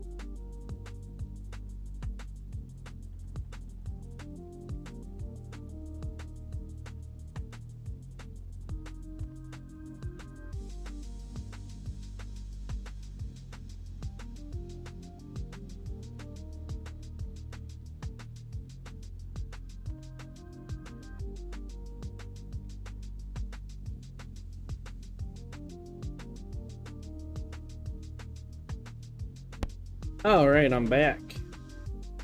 There we go. So I'm going to be taking a couple minutes break from the game. Have a bite to eat. First bite to eat today. And we're going to put an interesting YouTube video I just found. Should I watch that? No, you know what? I was gonna watch something else, but I'm gonna watch that. I'm gonna put this on. There's been a lot of people commenting on the video, the hot take video by the Actman, and I think in a lot of cases, most people are on board with a lot of the same opinions as myself. Now, that's not to say that that's all I look for. Because obviously, if I was somebody that only looked for opinions that agree with what I think and feel, etc., I wouldn't have watched all of the Actman's video.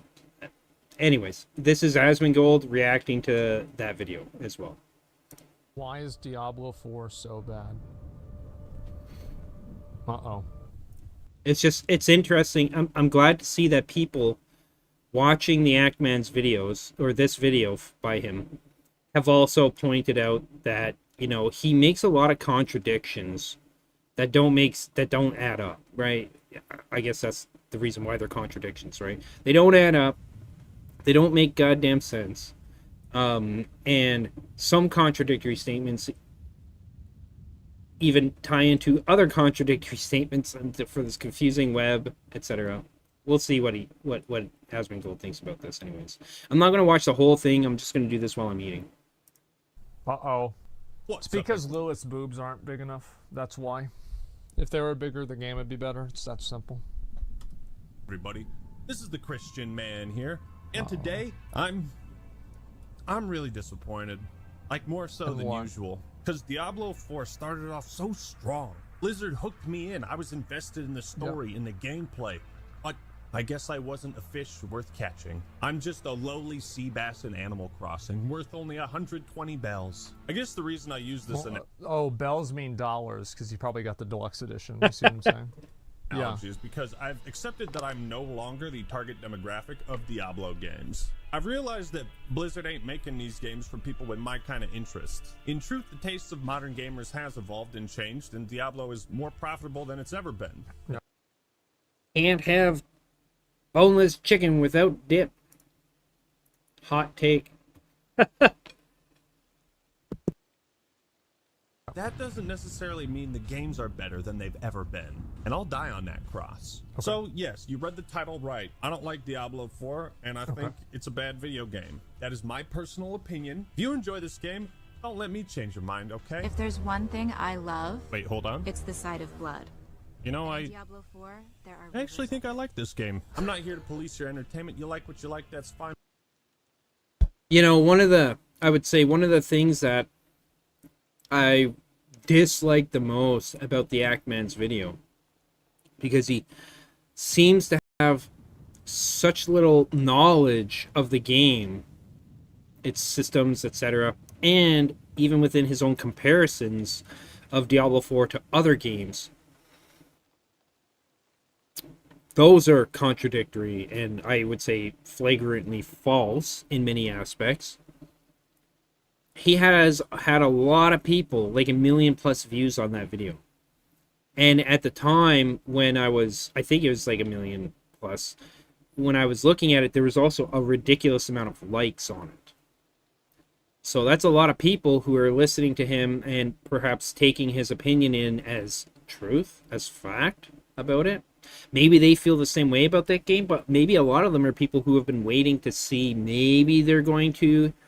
whether they're going to play the game or not, and maybe will not play the game now because of what he's said. So I hope those people also see a lot of these other videos, like Asmongold's, etc. By me, man. What I'm here to do is whine, bitch, moan, and complain into the ether like an old man. Yep, lots like of an that. ancient Haradrim who can't understand with no why basis in everyone's fact. Forgotten the old ways. I really wanted to like Diablo 4, but the longer I played it, the more I came to despise it. But before we jump into hell, this video... Here's a question that I've thought of regarding this. I'm wondering if, given his own description of how he was playing the game, if maybe he went into playing the game to begin with some form of bias, right? And or maybe some form of way too high expectations, or maybe a combination of both, and that's what led to this. That's possible. Video is sponsored by Rocket Money, an all-in-one finance platform that helps you save more and spend less. This finance app allows you to manage subscriptions, lower bills. Do people do this where they just have like a bunch of subscriptions to shit they don't even know? Yes. I didn't know this was a thing. Yes, it happens. And grow your savings all in one place. What I love about Rocket Money is I've always been super stingy with my fucking money, so I never do that. I don't have to go to 1,000 different places to see what I'm spending all the time. It makes it very quick and easy to manage and or cancel them. I guarantee you everybody watching this is paying some kind of monthly subscription that they shouldn't be or don't need to. Rocket Money can help lower your bills, and you can monitor your spending by setting up custom budgets. No more gambling my life savings on CSGO skins. Am I right, fellas? I also like to use Rocket Money to avoid paying taxes. Just kidding. I love the government. To save more and spend less, join the 3.5 million members using Rocket Money today. And your boy has got the hookup. So go to rocketmoney.com/actman or click the link in the description to get started for free. That's rocketmoney.com/actman to get started for free. And now for something completely different. I think that they should probably use as like, if they want to sell this product, they should probably use the comparative value of the amount of subscriptions that you could remove and audit as a comparative value versus the subscription cost. Like if I was marketing this product, I would do it differently. That's what I would do, because then they could sell it as in like you're using this product to save money. So let's start with the positives. The combat in Diablo 4 is very fluid. So here's where the beginning, literally as soon as it starts, contradictions begin. You'll see later that he does, if you watch his video or any Asmongold's or Ginger Gaming Mentor, or who else was it? Diablo 4, aka Darth Microtransactions, etc.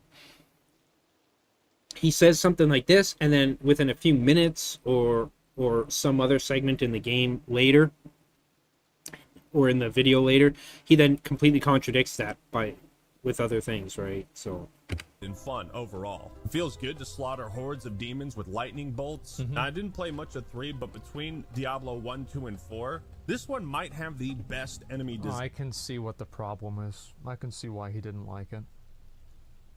Oh, jeez. Oh, boy. Why Asmongold? Damn. Design in the series, or at least the most interesting. In the early game, leveling up is extremely satisfying. When I saw this big skill tree for the first time, I just thought, I can't wait to max this out. Oh, yeah. And one thing I really do appreciate is that boss fights are more about dodging attacks instead of like the classic brute force. Is my number bigger than that boss's number, you know? Because it adds a much greater emphasis on skill and strategy. A lot of boss fights in D1 and D2. I didn't even know he could have that many. So he can have a... Wow, so you can have that many pools? See, I never played a druid, so the boss wasn't alive this long. This is crazy. Yeah, I had no idea. Wow. Those are druid mechanics? I see. It makes a lot of sense. Boss fights in D1 and D2 were battles of attrition that could get pretty tedious. Now, I played as a druid, and all the abilities were cool, flashy, and felt awesome to use. The game certainly fulfills the power fantasy many are looking for in a Diablo title, and I appreciate that Blizzard tried to return Diablo to its gothic horror roots instead of the fucking Disney cartoon art style they came up with for Diablo 3. So I think with the core gameplay, they've succeeded. Now, before we get into the real shit, let's discuss some minor complaints. For one, Diablo 4 is a modern video game. Oh, with all the new features that is this Battle Pass? People really love and appreciate in modern games. Which means it's interesting that he doesn't make any complaints regarding the Battle Pass. I was kind of surprised that he didn't talk about it. I don't care one way or the other, but it's just interesting that he didn't. means it has to be always online just to shove half-assed MMO mechanics in a game that basically has no social features and virtually no Yeah, you should be like, why is there not a group finder in Diablo 4? You have an open world, but there's no group finder? Why? For players to interact with each other. It's so easy to create a community. What? It makes Diablo more of a social experience. Bro, what are you talking about, man? Always online also means if the servers get fucked, then so do you. What's happened to me? It's like Blizzard literally learned nothing from Diablo 3. You know, when I see someone lose their hardcore character after putting hundreds of hours into it, and they lose it because of a server issue and not a skill issue? Nah, I don't believe this. I don't think the problem is that it's always online. PoE's always online too, and guess what? It doesn't matter because PoE instantly disconnects you whenever you are disconnected from the server. Yeah, that's got nothing to do with like Diablo or being always online. There are games that like, listen, question mark? Not really, not always. Oh no, I'm right. So basically the way that PoE works is that as soon as you get disconnected, your character is immediately removed from the world. In Diablo, that doesn't work. So the reason why this happens is actually not because the game is always online, because it's actually solvable even if the game is always online. But Diablo chose not to solve it. That's what the issue is. No, it's not. There's a 6-second timer. Well, I've seen logout macros multiple times. Yeah, fuck that noise. That's bullshit. At first, I thought it was pretty cool that they added a horse into this game until I unlocked the horse. I mean, it's so janky. It takes like 10 seconds to warm up its engine before it starts running. Like what the fuck? Well, that's just because of like they have like this weird thing with acceleration where like the horse runs faster the farther away your mouse is from the front of the screen. Hey-ya! Hey-ya! Yeah, that's Come on, so dumb. Giddy up! Giddy up, you bastard! Okay, there he goes. Okay, now on to the real shit. Diablo 4, for me, contains 2 crippling, fun-ruining flaws. Flaws What's so that? important that if changed, I would continue playing the game without question. Okay. Number 1, the difficulty. Number 2, the skills. Let's start with difficulty. So I stopped playing at level 48 after beating the campaign. Now, you can run down to the comments section and tell me what a casual scrub I am, that I need to play on World Tier 3, and how Diablo 4 starts to get fun and challenging after I beat the game and reach level 50. And this is the thing, is like, I know a lot of people are going to meme on Actman for this, but do you remember how much I was like fucking pressing and saying, please make Druid endgame or beginning early game better or people are going to quit and hate the game? Do you remember how much I just kept repeating this over and over and over and nobody wanted to listen? Here's the thing, I don't necessarily think that for the Actman it was the early game Druid stuff. Encoding overloaded. How is it overloaded, bro? I change this right now.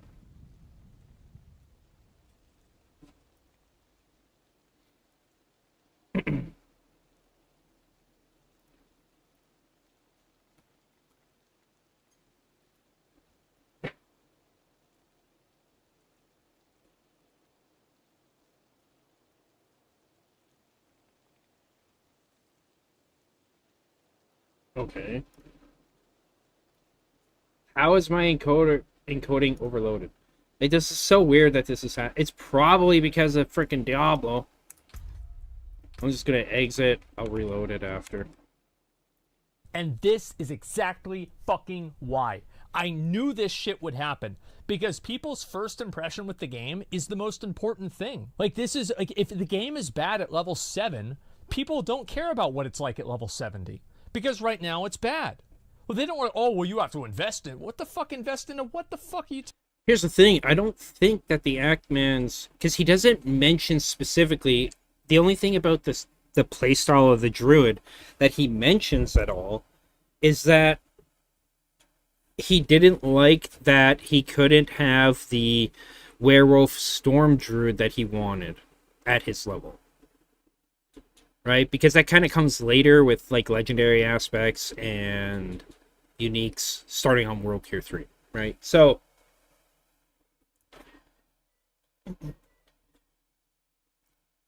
it didn't seem like he had an overall problem with playing Druid. He didn't think that Druid sucked, right? Like, for a lot of people, including myself,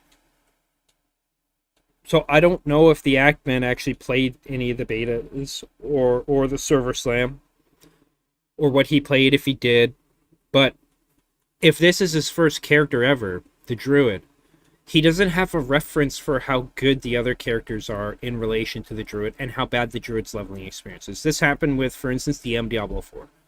First character he played, I do believe, was a Druid. He thought it was fine until he eventually got to Rogue. It kind of went up each time that he played a new class until eventually he got to the Rogue, and then he saw the disparity between the Druid down here and the Rogue up here. And that the Rogue is far and above better than like every other class in terms of the leveling experience. It doesn't seem like that was his problem, is that, oh, Druids sucked. He doesn't mention that at all. You'd think he would have, considering all his other complaints in the video. Talking about invest. Let's play another game. What is this? Why do I have to play a bad game for an arbitrary period of time until I can have fun that other classes don't even have to deal with at all? It's ridiculous. And if you're thinking that, you've just proven my point. Why do I have to dump 30 hours? You said it's difficulty. It's easy. So actually, no. I said difficulty was a factor, but if you actually listen to what I said, But the thing is, Asmongold, at least in relation to Actman's video, he's not talking about the difficulty in relation to overall playing the Druid. He's just saying difficulty in general was too easy.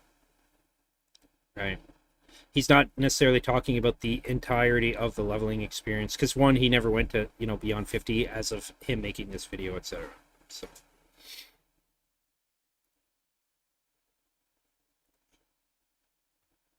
I said that playing a Druid and playing a Barbarian, because Barbarian is way better than Druid, I think, at leveling, is not fun. Like, that's fundamentally the problem, is that it's not fun to use a bunch of builder abilities so you can use your spender ability for 3 seconds and then it's over. So it's not about, because he played it on World Tier 2, he could have played it on World Tier 1 and it would have been easier. It's that the character doesn't play well. Into Diablo 4 simply to unlock a difficulty. Except that's not what the Actman is saying, right? He's saying that the difficulty overall, even if he's playing on World Tier 2, the difficulty on World Tier 2 is too easy. Right? Too easy. And that's his issue. Right? Is that it's too freaking easy. Despite the fact that he's playing a Druid. Even on a Druid, apparently it's too easy. The option that suits my skill. What's this? And if you're thinking that, you've just proven my point. Why do I have to dump 30 hours into Diablo 4 simply to unlock a difficulty option that suits my skill and experience? Well, because that's how it's always been, Actman. Yeah, you're right. The big difference is in Diablo 1 and 2, the games weren't this easy. In D2... Really? I fought Endario in Diablo 2 and I stomped the shit out of her. It was a joke. No, I remember killing her because I killed her in the beta for Resurrected. Yeah, it was a joke. I don't know. You had some extreme difficulty spikes. The base game is so ridiculous. Diablo 3, was there anything hard in Diablo 3? Belial was kind of hard. I don't really think so. I think Diablo 3 had the exact same issue. And I think also Path of Exile has the same thing. Like, Path of Exile, if you know how to play ARPGs, Path of Exile will be easy.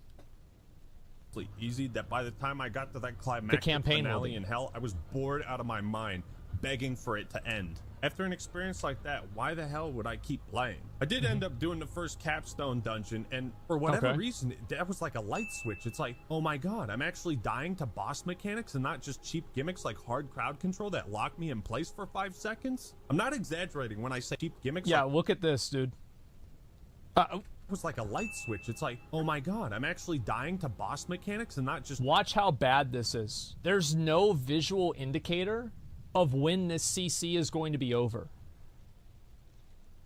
cheap gimmicks like hard crowd control that lock me in place for 5 seconds? I'm not exaggerating It's when I just say garbage. every single death I had, besides this boss, was from hard crowd control. The game had to stop me from moving in order to kill me. This capstone dungeon was like the highlight of my playthrough, likely because I was underleveled for it. So why is this game so... Well, he'll be happy to know that after he finishes that, he'll be going right back to farming the same bosses he was doing before. So easy. In Diablo 4, literally everything scales with your level. The cost of items and upgrades, strength of enemies, gear. Yeah. It's funny because every quest has a level recommendation next to it, yet it's always the same as your level. So it's like, what's the point? This does provide some I think positive there's some minimums, right? benefits. It makes it easy to play with friends of higher or lower levels. You don't have to worry about your buddy who's played for 600 hours one-shotting everything and robbing you of the gameplay experience. Yeah. Another nice touch is that you don't ever out-level quests, dungeons, or the main story. So Yeah, I'm going to have a really unpopular take, is that I think that the level scaling does more good than harm. I do. I know people are going to disagree with that. They're going to say, no, it's actually bad. I'm gonna go for a smoke. I'll be right back.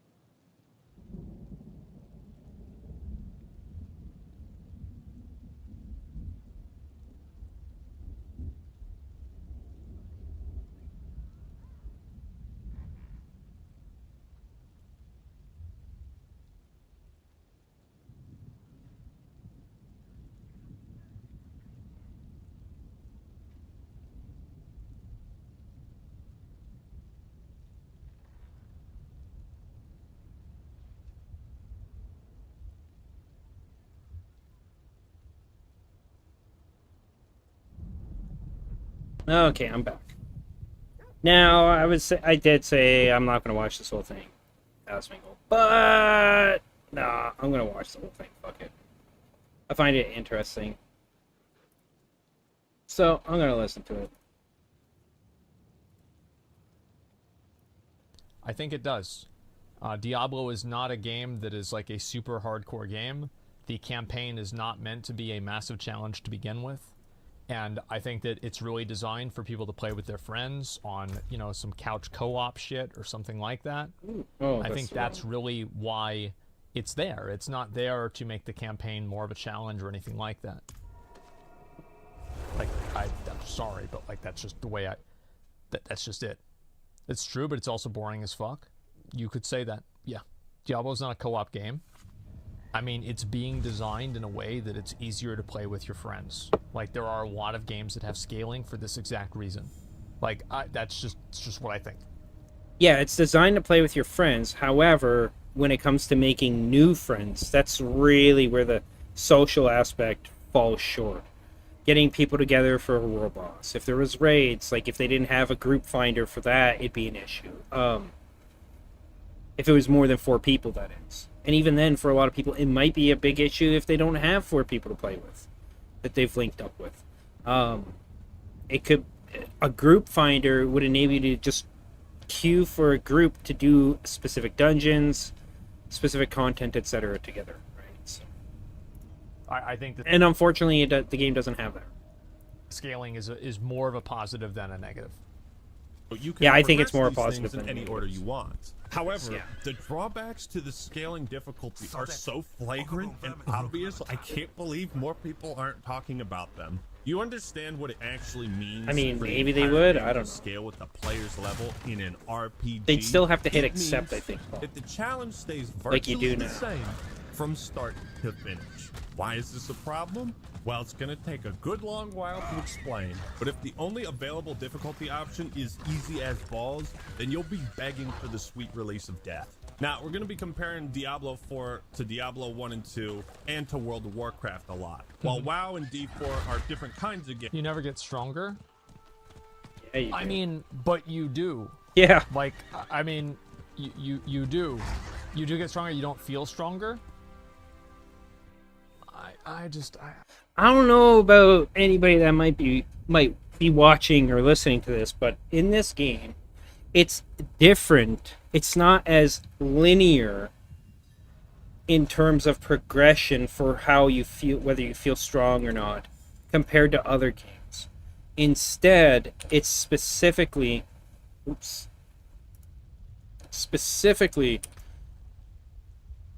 when I get to put this legendary power aspect on from this dungeon onto my weapon, one of my weapons, it's going to feel amazing because that is going to amp up the capabilities of my character so much just from one single legendary.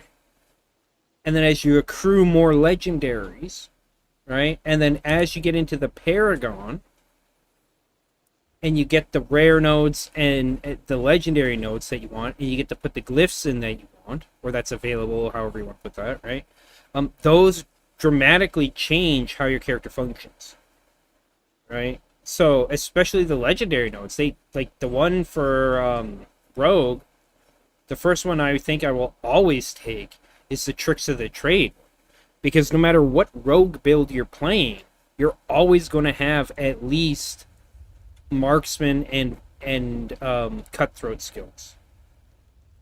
Right? You're always going to have marksman and cutthroat skills that are going to synergize off of each other to give you a buff, which is literally 25% X multiplier increased damage. That's freaking huge. That's a massive bump, and you can get that, especially if you have the renown stuff, fairly early on. So, I don't know. This is in comparison to the mobs. Let me read some of these. You don't feel it at all? I felt like I was getting stronger as I was leveling up. I absolutely did.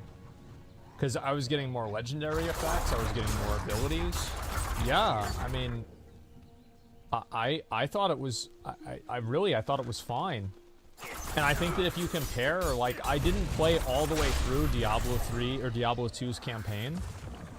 But like, I don't think that Diablo is like comparatively. I think Belial is harder than Diablo in Diablo 3. Like, I think Butcher is probably the same difficulty as Diablo. I would even argue that Butcher is even harder than Diablo in Diablo 3. So I'm just not really like, I think that's always how it's been. No way. Yeah, it is. Mechanically different games though. Diablo 3 and Diablo 4, I think they're about the same. Yeah. Dodge Hook. They're fairly similar, despite their differences. I don't remember the game. It's so disappointing. Butcher had a heart in Rage, and Diablo doesn't. It's been a long time. Yes, I know, but not for me. So, against Diablo, you could... Like, the only hard thing in the game were the shadows, right? But you could outrun the shadows, and they would despawn. And then you wouldn't even have to fight them at all. So that's number one. Number two, Butcher, during the fight, there was, like, you know, his arena was, like, I think it was 9 segments. And each of those grates eventually gets caught on fire forever. Yep. Which makes the fight progressively harder. So you have to kill the Butcher within a period of time, or the entire floor is literally lava. Which makes it instantly harder than Diablo, because in Inferno mode, damage is a massive issue. And it doesn't really matter whether it's Butcher or Diablo, because both of them are going to one-shot you. So, like, the damage is effectively the same, even if Diablo did more damage. That's not a hard in Rage, though. It is, because on Inferno mode, it would just instantly kill you. Nobody could survive in Diablo. Like, I remember Kungan, for example, one of the best barbarians in the game for Diablo 3, actually lost a hardcore character to just standing in the Butcher's fire. And that was like a maxed out barbarian for Act 1 Inferno. And it just killed him in like 2 seconds. So it was a hard in Rage. So, like, again, I'm just saying that the Diablo 3 bosses, I feel like they're about the same. I'm gonna be honest, I feel like they're about the same. How do you remember that Kungan death? Because I have extremely good memory. I remember all of these bosses. That's why whenever people make these comparisons, they're just not accurate. Like, that's it. They're just simply not accurate comparisons. I don't know what to say. Games, the core mechanics that make an RPG fun and satisfying to grind, I feel, are the same. So let's imagine if World of Warcraft was more like Diablo 4. Picture this, you just spent a bunch of time grinding levels, doing dungeons, raids, getting the best gear, becoming stronger. You go back to the starting area, and guess what? That boar you fought at level 2 takes just as many hits to kill as when you're level 70. Would you feel like a badass in this situation? No, you'd feel like an asshole. Like you just got duped into wasting your time playing an RPG that fooled you into thinking you were growing and getting stronger. Now, sure, you'd certainly have... So, I do see why he feels that way, but this is the way that I see it. This is the good level scaling, this is the bad level scaling. Let's just use WoW as an example. Level 1, level 60, the beasts can't resist, and this is tier 3. Blood, this is vanilla WoW. I think scaling from like the leveling experience is fine, to where everything is the highest level to a max level character.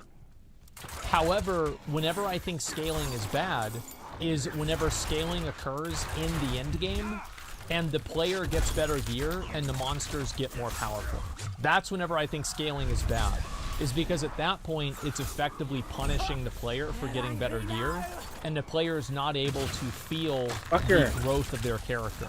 Now, I also think that happens in this section here, but I think that the positives outweigh the negatives in this section, whereas I don't believe that the positives outweigh the negatives in this section. So Diablo 4 scaling is bad by that definition. I mean, I think that, like, the scaling that they have for, like, World Tier 4, like this, look, I mean, maybe this is just me, but, like, I outscale the world so fucking hard, it doesn't even matter.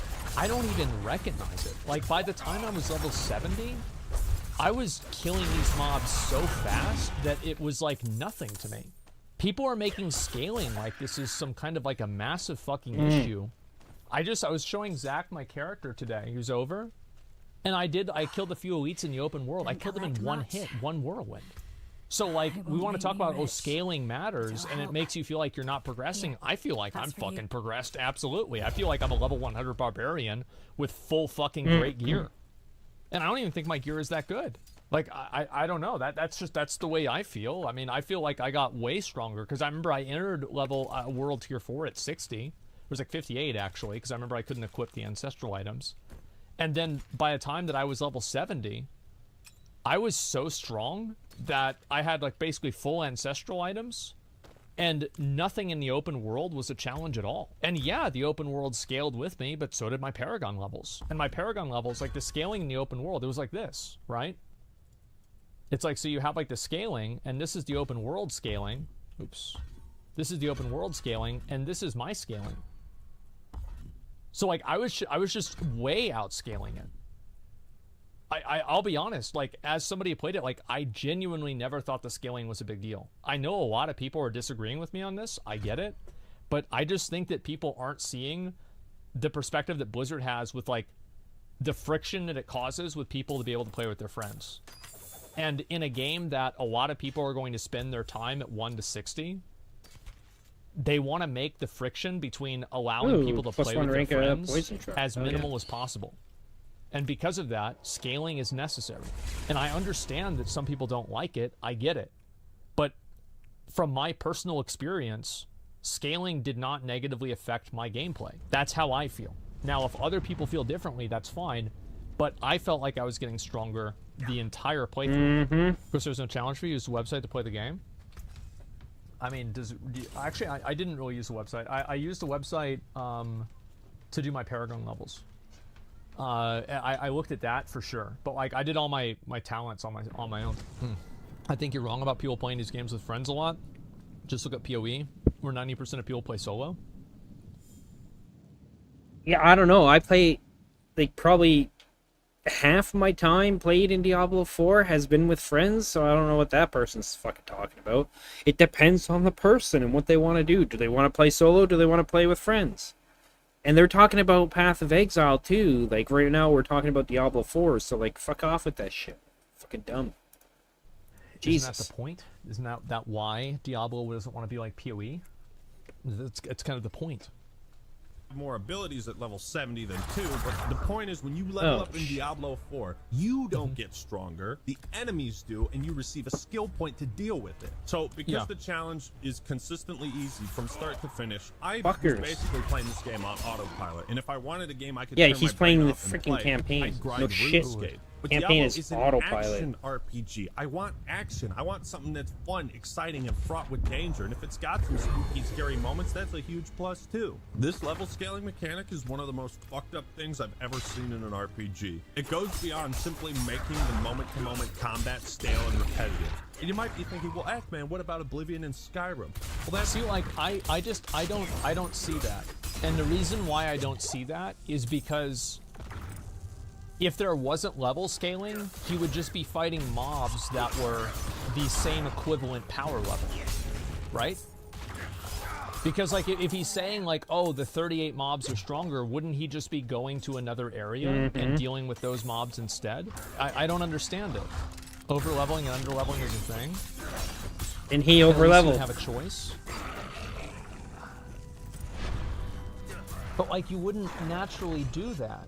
Like, what you would naturally do is you would just play through the campaign, right? I think that's what 90% of people do, is they play through the campaign and maybe do a couple of dungeons. Like, what are we talking about? Like, this is, it's such a... These people don't know what the fuck they're talking about. People, I cannot understand this frame of mind. Because, like, in Diablo 3, for example, whenever you would go from Act 1 to Act 2, the mobs in Act 2 were so much harder than Act 1, I might as well have been fucking nerfed. You would dominate Act 1, and then Act 2 you would just get completely annihilated. So level scaling is just another way of doing that. So if you're having problems with stronger mobs, then, or like you feel like you're not making progress, I don't really see the big difference here. Especially whenever you're going through the campaign anyway and you're fighting different mobs anyway. It's an artificial way. Yeah, it is. Scaling takes away our choices. But what choice are you realistically making? Yeah. You have to do the campaign, right? This is what I would say about the scaling is in some ways it takes away some of your choices, perhaps, but it gives you other choices. Right? Like the fact that you can, once you're a certain level in the game, you can go to any act, right? Any area of the map, that's around 40-ish, and near the end of the campaign, for instance, and then everywhere you go, there's monsters equivalent to your level, so that you don't get Jude on loot, and you always get some form of like even odds for experience or whatever, right? Like an equivalent experience per your level. That's why they did that. I'm totally not. Despite if you're playing with other people or not. There's no real choice. Like, you have to do the campaign in order to play the game. If you just go through the campaign, you will passively level up to 50, so it should be boring. I'm saying it was boring in Diablo 3. Boring in Diablo? It's boring in every fucking game. Leveling because kind of it's the sucks. same fucking thing. Just because you're killing mobs that are a different color, it doesn't really matter. Diablo 2, it's not. I know in Diablo 2, I only did the Act 1. I think I did a little bit of Act 2 as well. So you don't agree with me? That's fine. Let's move on. Yeah. I will make it very clear. I don't think that scaling is a negative issue in Diablo 4. I really don't think so. I think people are massively overblowing it. I think that if you were going to make a list of problems that Diablo has, this would be like number 37. Even after level 70? Yes, even after level 70. Because if you're having problems with scaling after level 70, it's because you made a shit build and you're a bad player. It's got nothing to do with the game. It's not the game's fault, you suck. I have had that problem. Well, I haven't, but some of my friends have. Right? Where they had issues with the scaling of the game, let's say, the difficulty, etc. But that was because of poor choices in like gear and whatnot.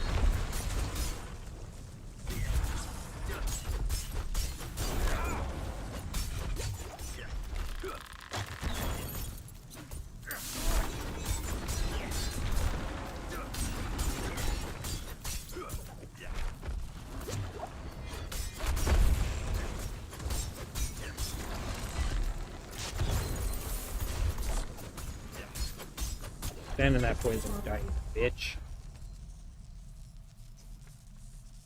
There.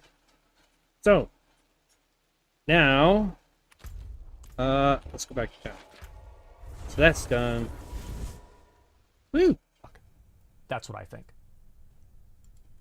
It's a lot different because you have some control over the difficulty, and the scaling only affects the types of enemies you encounter. So it's a lot different.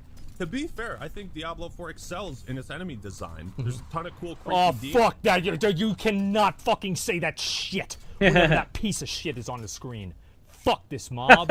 Fuck that mob. Fuck this mob. Oh, I hate these pieces of shit. What a piece of shit like sending me this. Can I block this motherfucker? Flies. The Balrogs return, as do the Fallen. Everything fits a theme based on the area it's in, and I like that. Enemies can spawn in unique ways. They unfreeze in the snowy areas. Like, why can't I block him? Certain chests. Yeah, a lot of the small intangible 3 things rogues like that here. Diablo Wow, 4 are that's like funny. S tier. They're really good. All The rogues. movesets are flashy and fun to play around.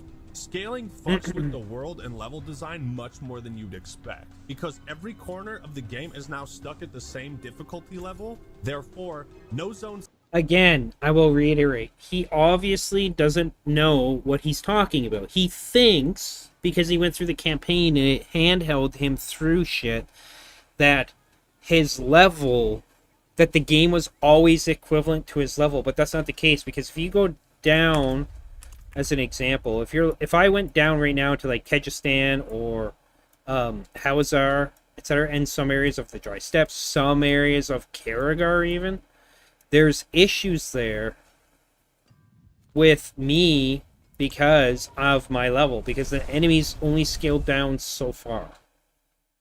There's a minimum level insert in for each region, and there's some variance to within each region itself, right? Within the zones within the region also. So it's not but if you go through the campaign, if you follow the campaign along perfectly, then you're not going to necessarily know that, because you're just following the campaign.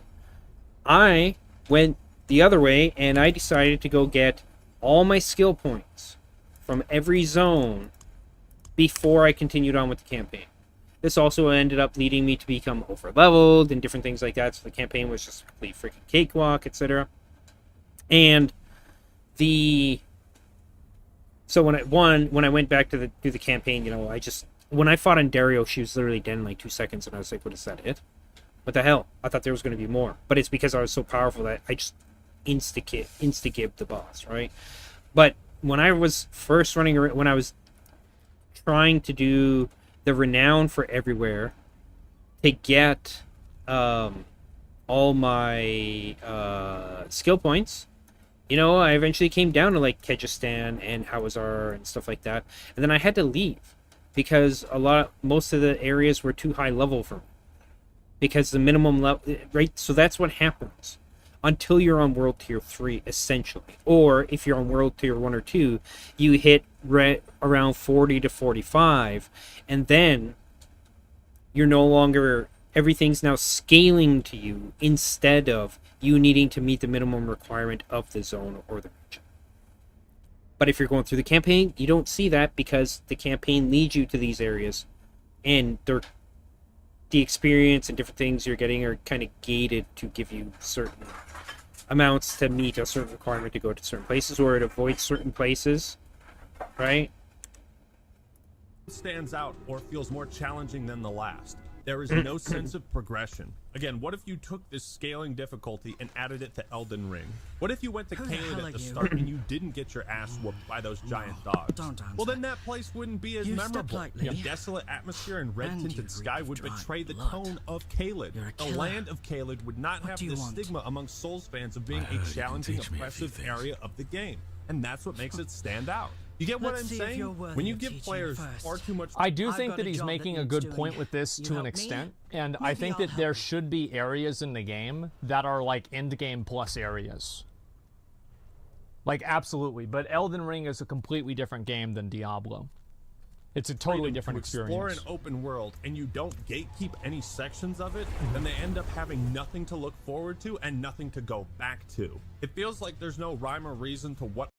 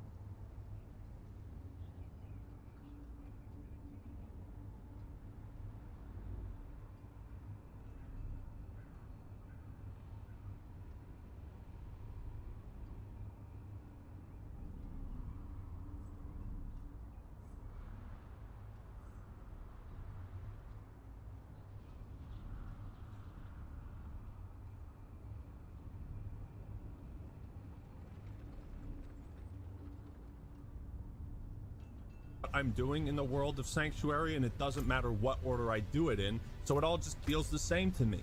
Is this making any sense, or am I just talking out of my Diablo hole? You know how in Breath of the Wild, after leaving the tutorial, you could go straight to Ganon's castle? I mean, you'd stand no chance, but that type of freedom is genius, because you're given a sense of progression in the world and the different zones. You're not supposed to be... It's funny how he here yet, but the designers still let... It's funny how he thinks in Breath of the Wild, it's literally saying, hey, dude, when you come to try and fight Ganondorf at the very beginning of the game, you're not supposed to be here. They do the same goddamn thing in freaking Diablo 4. But of course he doesn't recognize that. Maybe nobody told him that, hey, no, actually, that there is... This scaling only goes so far. If you want more of a challenge, you could go to an area before you're actually of a level equivalent to, or high enough level to contend with it properly. Like within 5 levels or so, I would say. And it also depends on your class, etc. For a greater challenge. But when you're doing the campaign, you don't get that because you're following the campaign. I feel like this is just like basic open world RPG design 101. They dangle a super hard boss. Yeah, I don't think that that's what they're going for with Diablo 4. I really just don't think so. I think that the open world is just something that they can use to get people to do hell tides.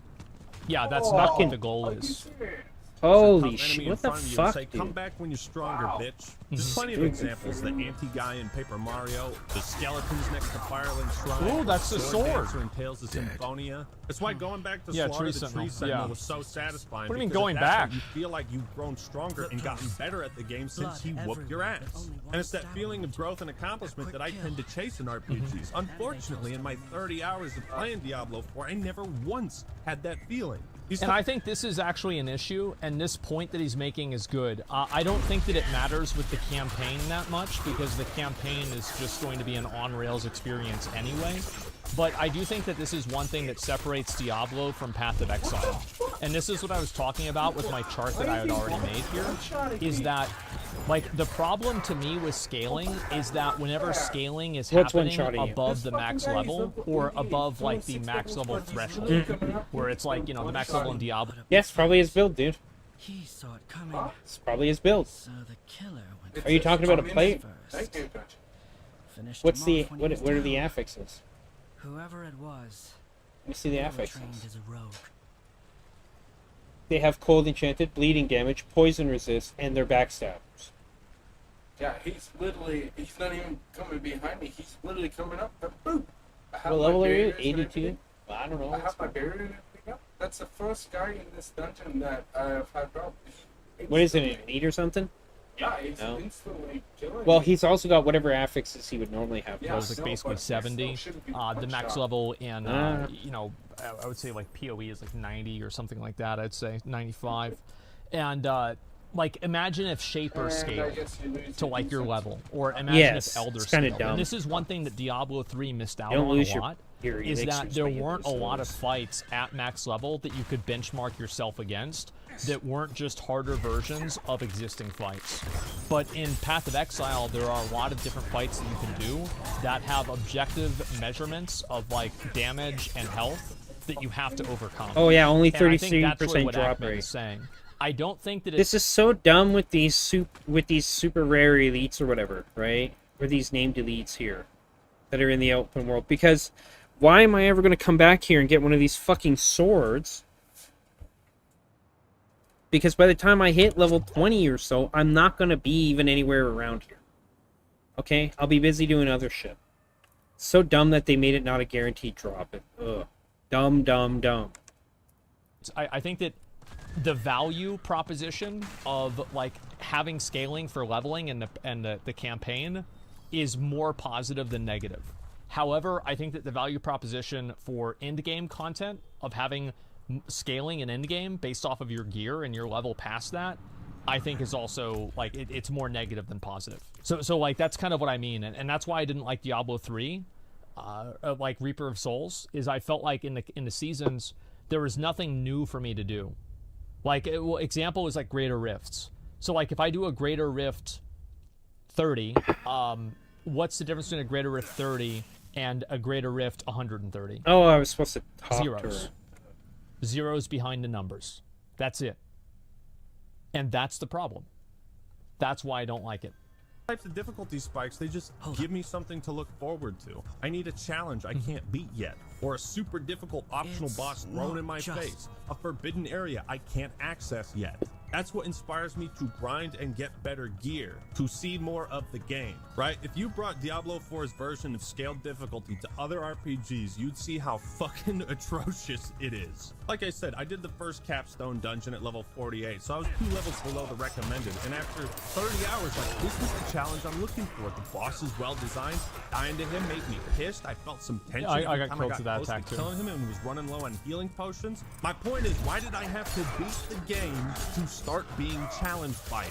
Remember how simple? Because you're really good at it. That's why. That's really the reason. It's because Axeman is in the top probably 5 to 1% of players. That's actually the truth. Most people. This may be true, right? Depending on how skilled the guy is. I don't know, man. Like, going from a game like Elden Ring to Diablo 4 is like a massive downgrade in difficulty for the most part. And you can carry some of that skill over, right? And it just generally, if you've played ARPGs for a long time too, same thing. That just carries over. Whereas there's a lot of people in Diablo now, in Diablo 4, who are totally new to ARPGs. That's why there's such drama about like seasons and all this other stuff. So.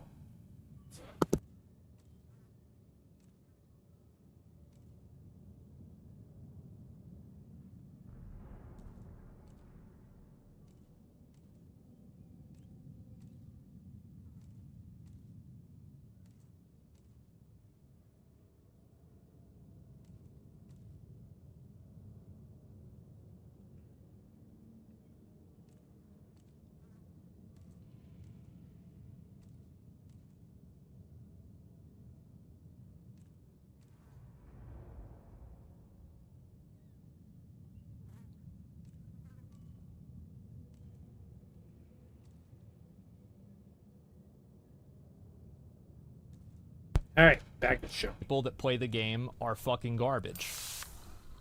That's why.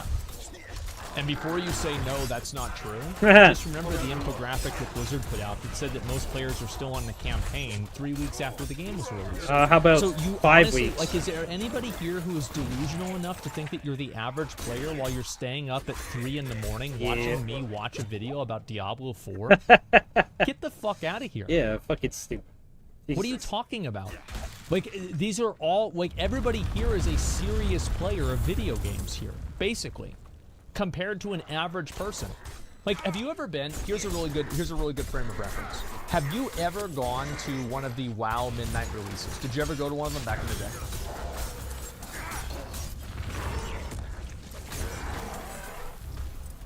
Let me see what people say. Yes. Did you ever talk to any of the people that were there? Because I did. And they were so delusional and so uninformed. I remember I talked to a guy that didn't even know that ICC gave Frostborn praise for the release of Cataclysm. Literal garbage players. Absolute clueless dipshits. The people that are hoping to get the item level so they can queue into LFR, and they're looking up a guide for Hazelnutty Games for her to show them how to dodge the one mechanic. Those are the majority. Those are the masses. And that's the point that I'm making. Is that, of course it's easy for Axeman. Of course it's easy for me. Of course it's easy for a lot of other people. But it's probably not easy for Dave, the electrician, who the last Diablo that he played was Diablo 2, and his hands hurt after playing with the controller for 45 minutes. Because he plays it on his PS5. Dave is the minority? No. No, Dave is not the minority. You are. We are. And that's the point. See, what's interesting about this point Asmongold is making is that he is right. I'm sorry. You are the, I would say, long-term players of any game franchise, or in particular, like individual game or whatever, they become the majority of players a lot of times after everybody else that's there temporarily or for a short time or whatever leaves. They're the ones who keep the game going effectively. When they leave, that's when the game totally dies. Okay? But until that happens, until those numbers drop down to where they're stable, because of the people who keep playing, those who are like, as he's putting it, like that put in tons of hours into, like me, I put hundreds of hours already into this game.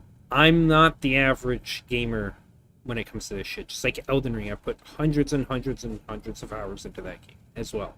And that, compared to most people though, who probably, if they made it through the whole game once, that probably didn't go to New Game Plus. They beat the campaign effectively, right? And then they were more or less done. That's the average person. That's the majority when games first come out, etc. But then when you take it out of the context of individual games, the majority of people out there in the world that play games are the average people. Not somebody that plays hundreds of hours in the same game as like me or Asmongold or somebody else. Of course it's going to be easy. You know what I thought? I thought Elden Ring was really easy. I did. I thought it was an incredibly easy game. It was a joke compared to Sekiro. But that's not a bad... Compared to Sekiro, yeah. I've not played Sekiro, but from what I've seen and what I've heard, like, that makes sense. That's a fair point. So you're saying that... Oh my god. Our arguments tonight basically come down to just arguing that no one likes good games should play Diablo 4. What? I think that if you're expecting to get a 1,000-hour experience out of Diablo 4, you will be disappointed. Diablo 4 is a casual game made for casual players that has hardcore elements to it. And I think that's okay. Mostly serious gamers watch these videos and it makes sense that he's saying Diablo 4 sucks for us and wants to inform us that Diablo 4 will be easier for us. Of course, I understand that. But I'm just saying to contextualize that mindset. I never disagree with you this much. This time I can't agree with you. Well, no, it's okay. Like, a lot of people don't understand it, but it doesn't make me wrong. I'm still right. Like, I don't know what to say. The coin. Like, the coin. That's why so many people bought and played Diablo 4. No.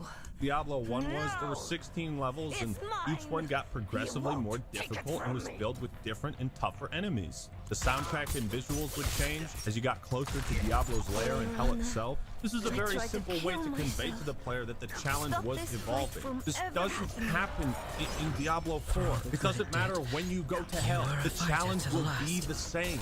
It's like, this is a game about fighting the forces of fucking hell. Slaying demons. I'm not the Doomslayer. I can't be the scariest thing in the game. I want it to be challenging. I want to run into some big fuck-off demon that whoops my ass. Blizzard likes to remind everyone. When was the last time I had that experience with, like, running into something that was, like, really hard that whooped my ass? Because, like, I don't know. When was the last time that really happened?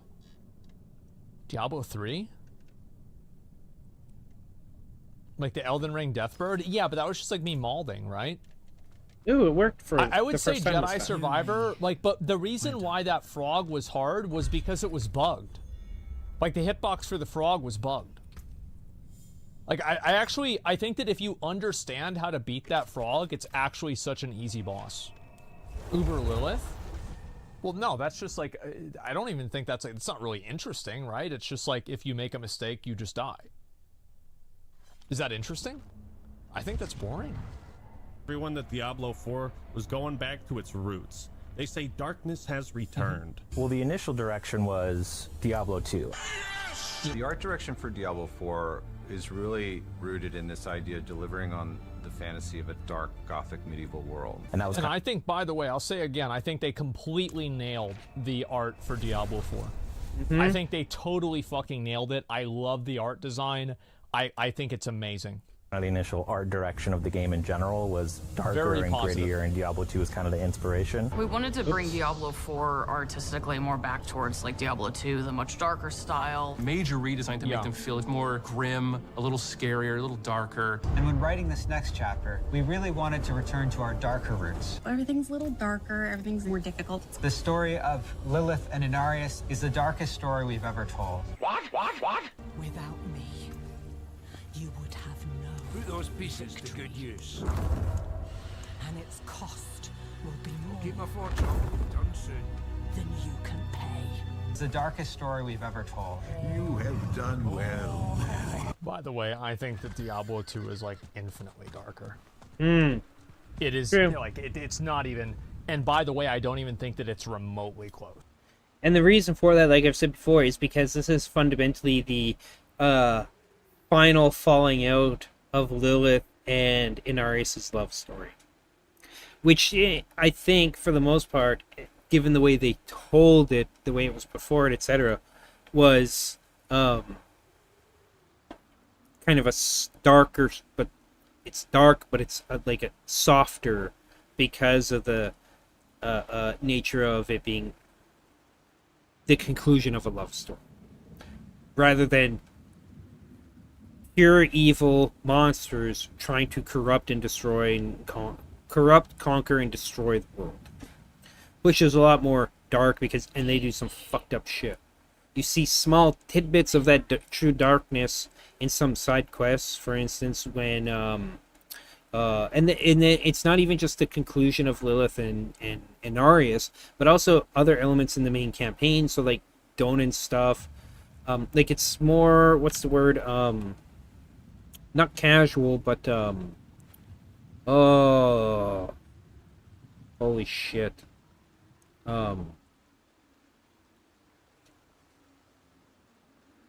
Holy shit! I can't believe I can't remember this word right now. What is it?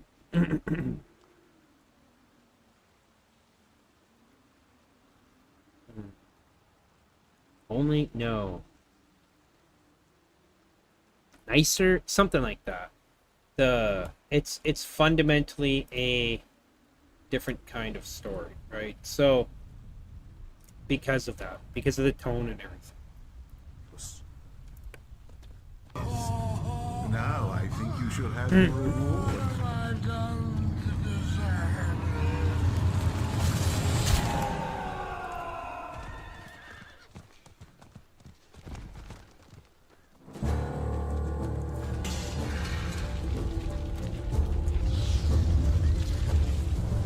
The story of Lilith and Inarius is the darkest story we've ever told. The dark tone is at direct odds with the gameplay because you're slaughtering.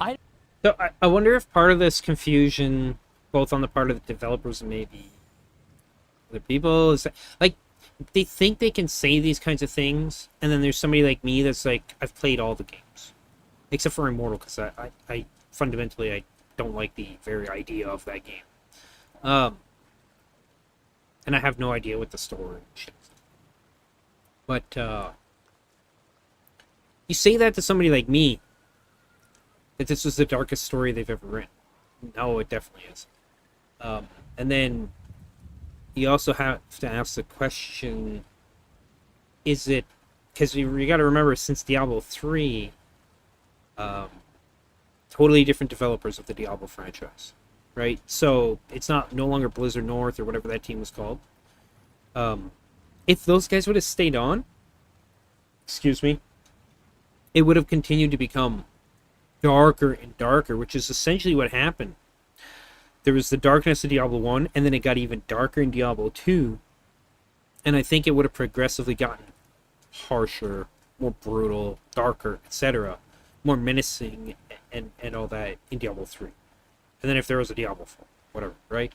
But it didn't, because they changed so many things about the world, the way it looked, the themes and everything in Diablo 3, and now they've gone halfway back to Diablo 2. So hopefully in like the first expansion, they'll go back to at least be on par with Diablo 2, and then past that, an expansion after that or something, they'll go even beyond that. That's what I want to see, but I doubt they will. I very much doubt that they will. What's that, Paul?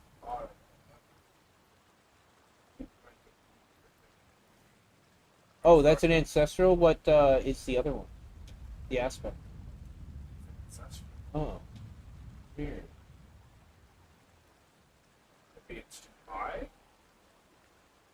I don't know. It shouldn't matter. It's a maximum. It's basically it's the same thing, but it does 5%. It's max. Instead of what? Instead of 21%.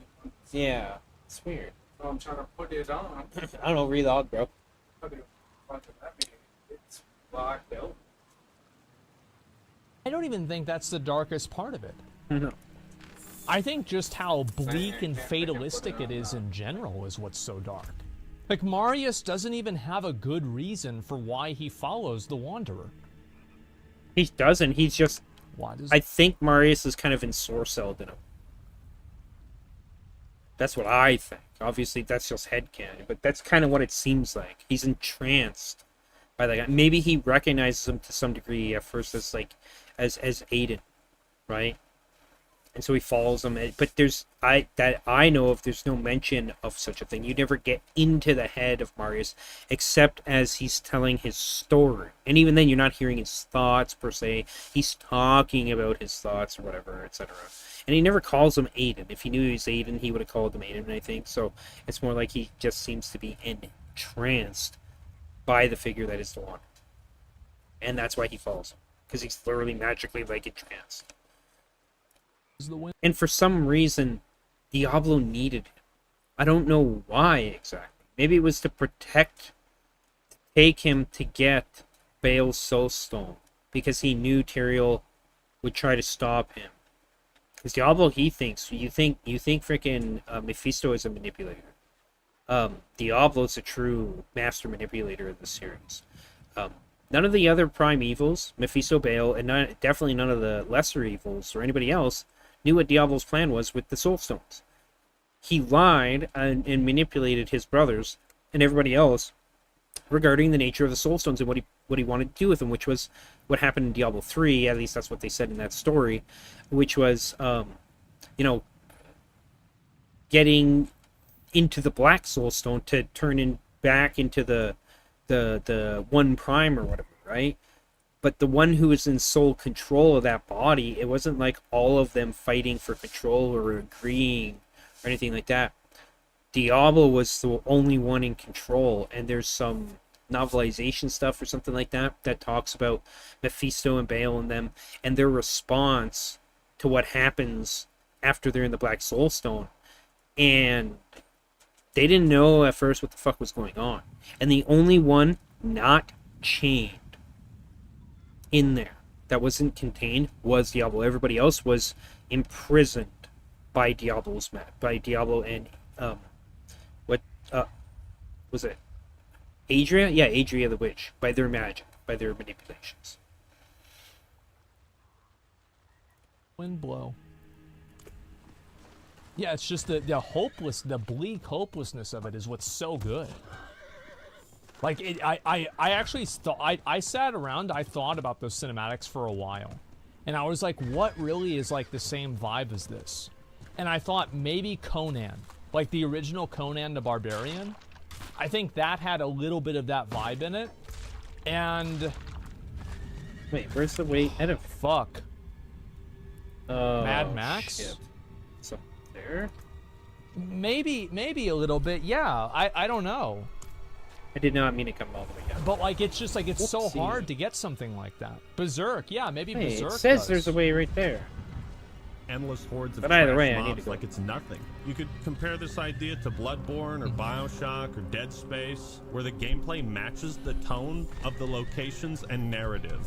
You see, the brilliance of Diablo 1's design is there are very few moments where you can let your guard down, even at the start, because even the trash mobs can surround you and kill your ass. This made exploration in Diablo 1 very tense and methodical. It was an action RPG, but it also felt like a survival game. But this whole aspect of surviving the forces of hell started to become more and more irrelevant when they released the second game. The issue with Diablo 1's design is that it doesn't fulfill the power fantasy modern gamers are looking for in a Diablo game.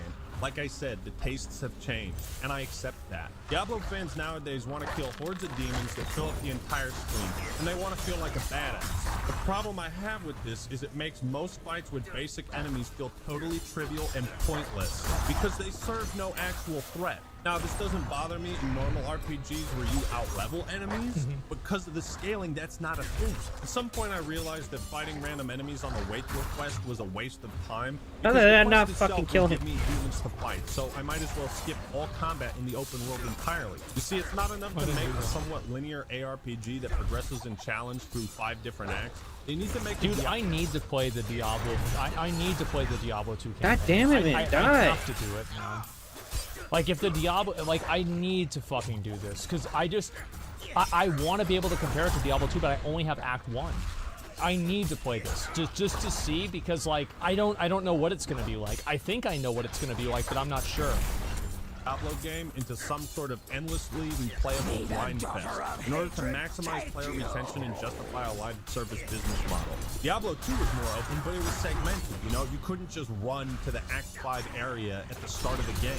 If they had to have the open world, I would have suggested make the campaign somewhat linear, and then once players beat the game, the world opens up. But there would be a lot more to it than that. The point is, when you... Isn't that kind of what happens? Like, I don't know. I think that's what, like, in my mind, that's what happens, right? Yeah, that is what happens. He doesn't know what the fuck he's talking about. It's hilarious.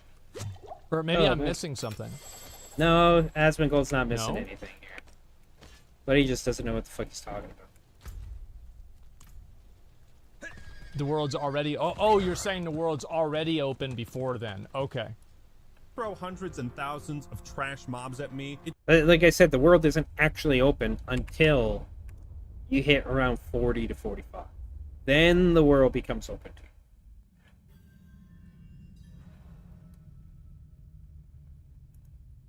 Trivializes the The whole combat world. and therefore trivializes the threat hell itself poses to the world of Sanctuary. When I did finally get to hell, there was a brief moment of excitement. I was like, oh, fuck yeah. Yeah. I'm going to start seeing some Yeah, crazy this part was really cool. ass enemies. And then it was the same demons I was fighting at the start of the game. Oh, don't forget the best part where the boss, right before you fight Lilith, is just the world boss. Yeah, with the Shava. same abilities. Very cool. Even the unique bosses aren't all that challenging. Take the Astaroth battle, it's built up quite a bit. I mean, you're fighting a Hell Knight riding a giant 5-headed demon dog. Talk about fucking epic. This should be a major checkpoint in the player's skills, and this guy should be a total badass. Instead, he's a cakewalk because of scaling difficulties. I made a video a long time ago about that. By the way, yeah, number one Astaroth. I think that Astaroth is fine in terms of difficulty. I feel like Astaroth is... Like, I think Astaroth is the same equivalent difficulty as Asmodan in Diablo 3. It's too easy? I don't know. I think that they're... Most casuals die there? Yeah. It depends on, again, like what level you are, what your skill is at playing these kinds of games, etc. Like, that's what that is. Fight was an absolute joke? I mean, sure, but like, what fight in a leveling campaign isn't?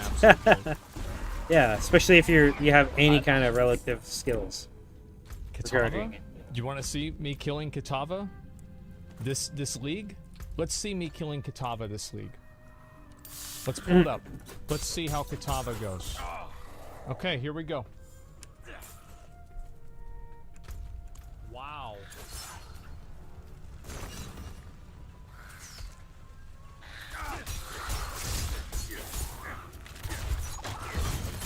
One ability.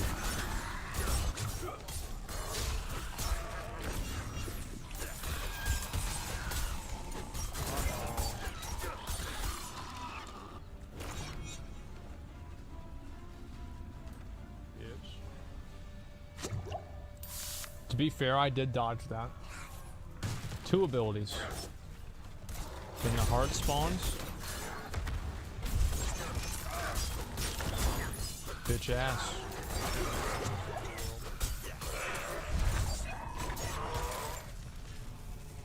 I actually think Katava is the best boss in the game. Oh wow, I almost took damage. I just healed it. Actually, probably not best boss in like the whole game. Like he's the best leveling boss.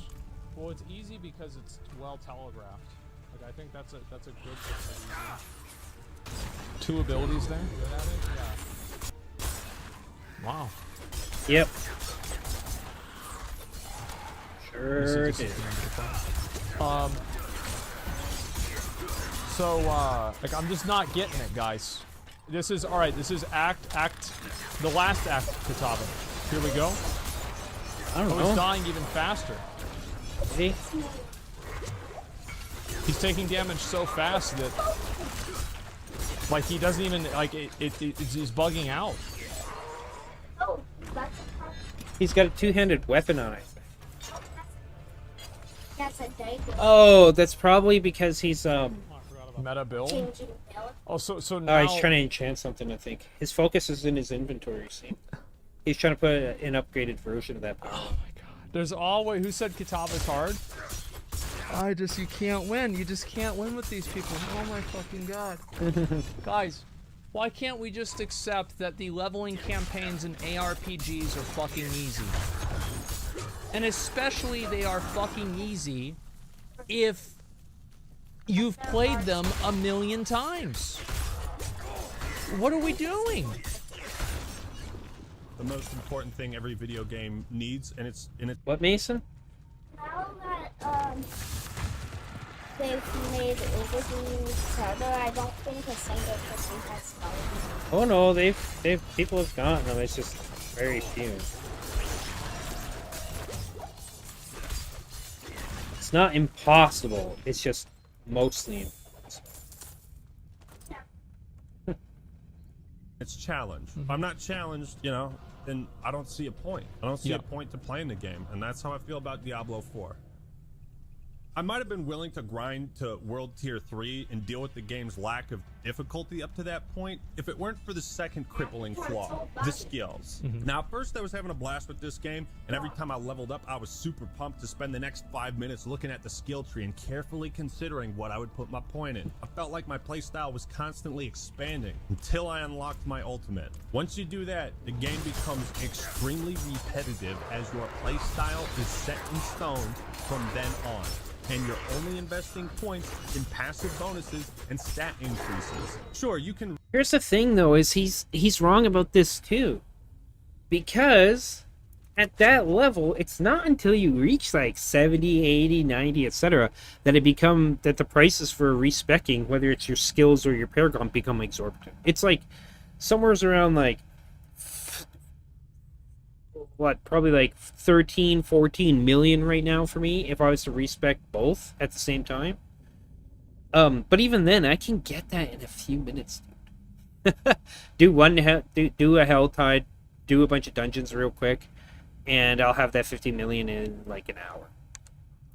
Respec and swap out skills, but you're only allowed 5 abilities and a basic attack. Once you max these abilities out, you can only move laterally, not vertically. You can't expand your playstyle or your arsenal of tools. You can only swap things out. Does that make sense? Yes, this limit. I wish there was more customization. What are you talking about, Melissa? I don't know what you're talking about. Some people maybe, but the thing is I could run into people that are level 100. I'm only level 61, dude. They'd still beat my ass. Level matters to a certain extent. Customization in the Paragon tree, and I don't think there's enough in the talent tree. This is true. It's like not too enough much in the talent tree. in the Paragon tree. Like it's massively fucking complex. Whereas the talent tree Dude, is what like just so do you want? obvious God damn it! that I just think it's kind of boring. Does create trade-offs. What? I can't hear you, dude. Oh, okay. The whole avatar right here. Yeah. The whole one. This That will get flipped. is what he's talking about. It's this thing. Which way is it facing? Oh, it's facing around. Avatar. Not the last airbender. Here you go. The way of water. Yeah. forces players to think carefully about what to invest in and what type of play style they want. But I remember Diablo 2 doing this exact same thing and letting you have 8 abilities and a basic attack. And shit, 2 weapons you could swap. What did you ruin it? Shit, man, You even wrecked the it? original Diablo. Oh, it you comes have, apart. what, like 30 different abilities and magic spells? Oh, fucking pick that up. I can't watch it, dude. As you can see, I'm trying to play the game, Mason.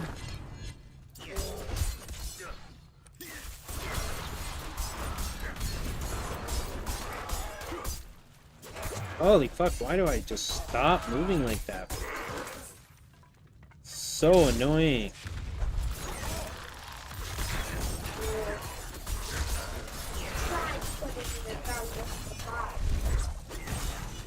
That was a deep fail.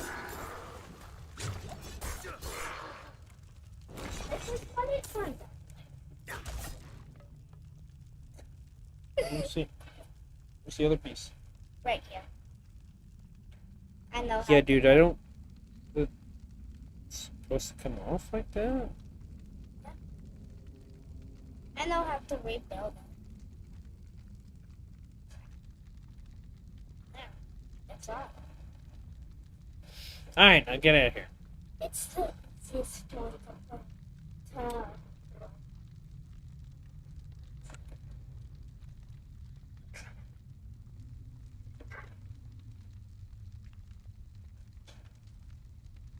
Lighting's not too bad. What? Oh, okay.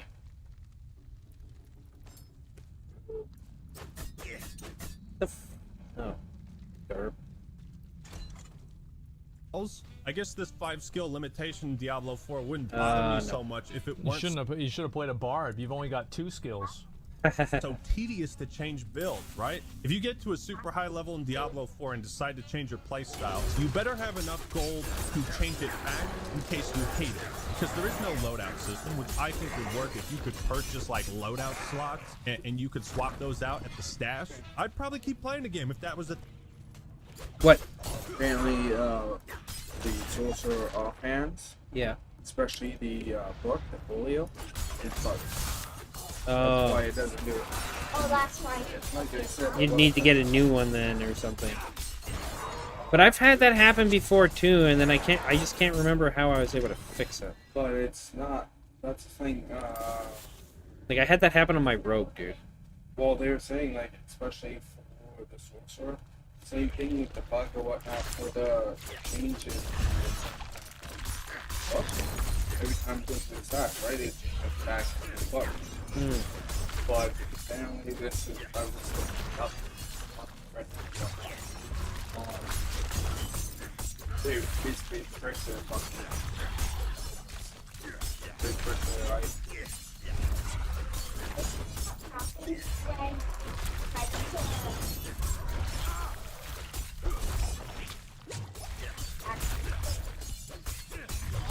No. He died.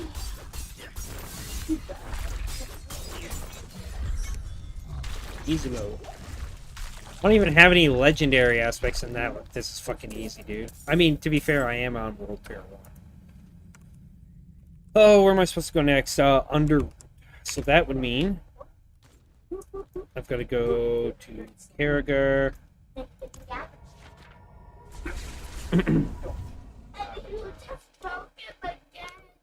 He disturbed it.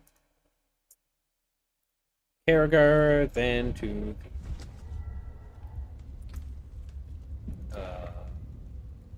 what's it called? Stronghold.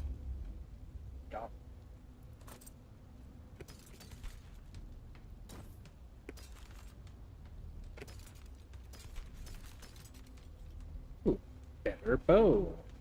It's got overpower damage on it. Gross.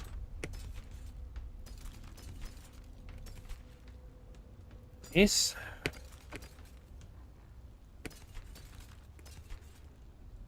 Twisting blades to explore. I don't remember ever seeing blues before with skill ranks. That's cool. So I could see some use, like if you weren't finding any yellows, if you're unlucky enough to have that happen. Nice.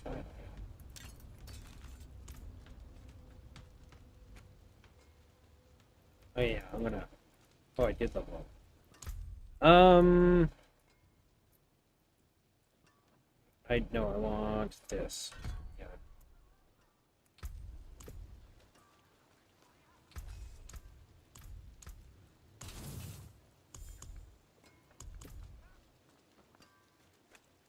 Alright, so from here, I'm going to head over to the Erdolra. Yeah. But I will do that when I get back.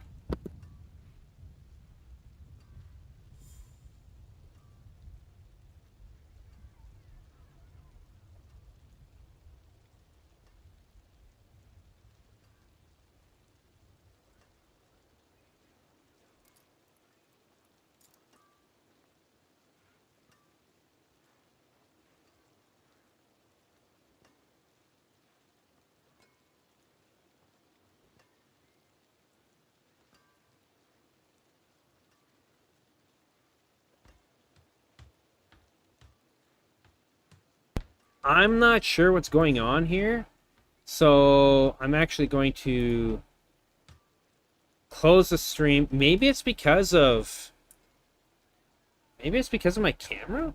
It's saying it's only 30 FPS now instead of 60.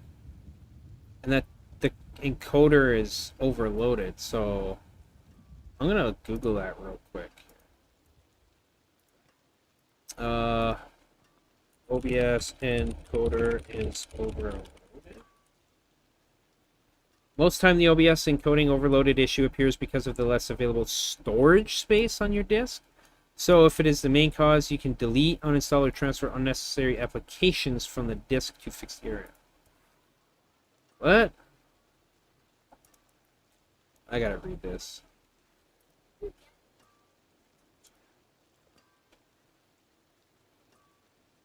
Okay, so what is this for? How to fix OBS encoding overloaded, 8 methods.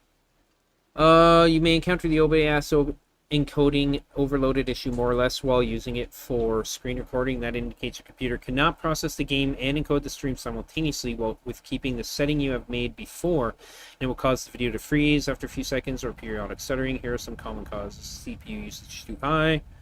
So let's check that. Let's check CPU usage. OBS. It is very high, as well as Diablo.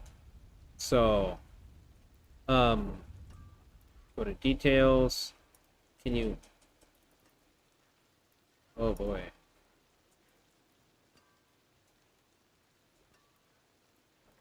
Oh my god, stupid thing, stop moving. Fuck. Okay, it's gotta be this. What the fuck, OBS, dude? Go to details. Thank you. Set priority. One of the things is below normal. Okay. Let's see. It's got... Okay, did that. Available disk storage is less for the recording. The screen resolution is too high and cannot be supported by your computer. That's not true. Let's check the following solutions to fix the OBS encoding overloaded issue. Is this being displayed on here? Yes, okay.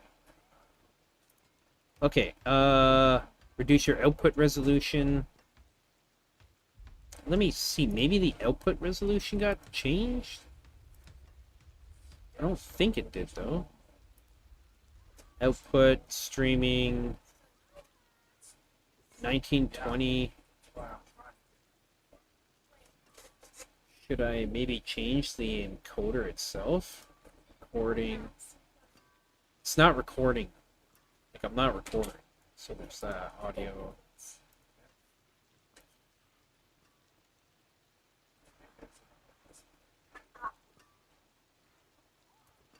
Okay, go to video. Base canvas. Output scaled. Yeah, and I can't change any of these. Well, okay.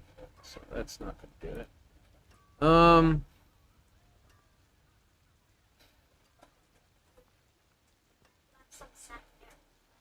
Lower the frame rate. Yeah, sacred. I'm not losing frames.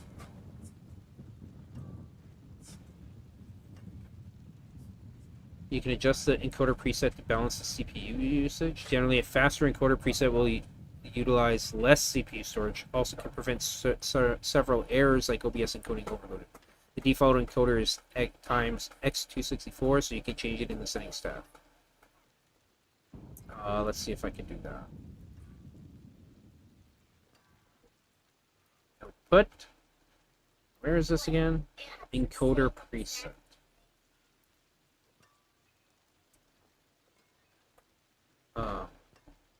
Encoder settings. Preset. Slow, good quality.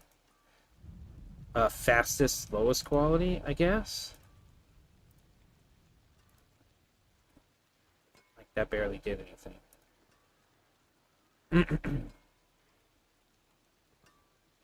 Close additional applications. If you run many programs on your computer at the same time, may be the main cause of the issue. These programs may conflict with OBS, slow it down, and then produce encoding overloads. So the best way is to disable these software in the background. I mean, it's the game that I'm playing. But I never had this issue until, like, recently. So I'm assuming it's got something to do with the... It was doing this sometimes yesterday, too.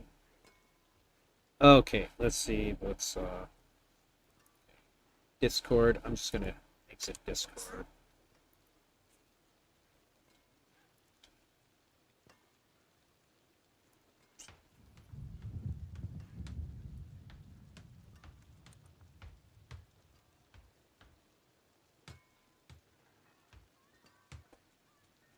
Go to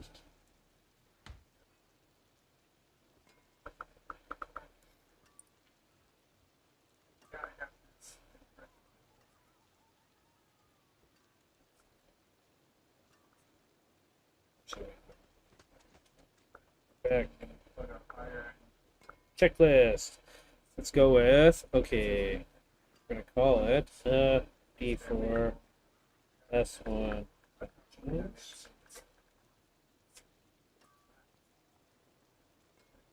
We're gonna go with Lost Archives.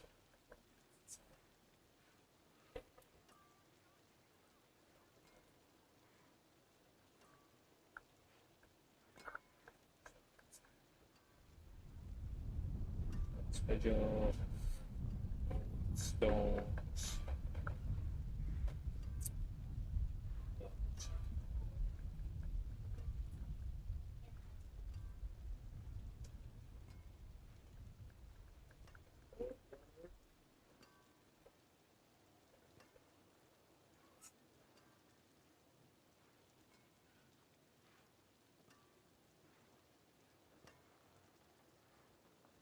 And Renegades.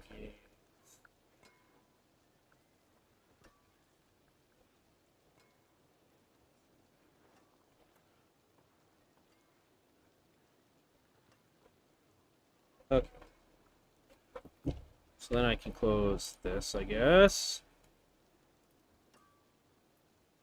And I guess let's see what else is freaking on that I might be able to turn off. I could...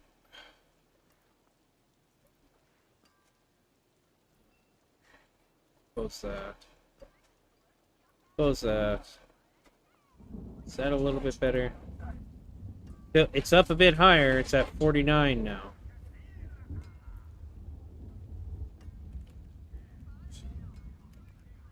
I wonder if it's got something to do with the chats? Maybe?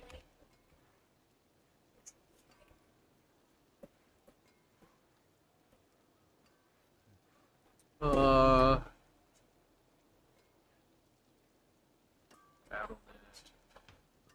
course, has to stay open. Discord. Quit Discord. Now it's fine. But it's still only at 50 FPS.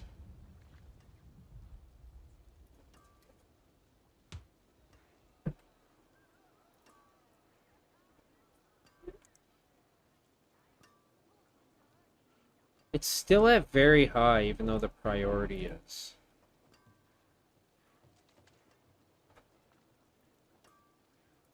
Okay. Let me see here. I know the priorities set affinity. What if I drop the CPU number of CPUs?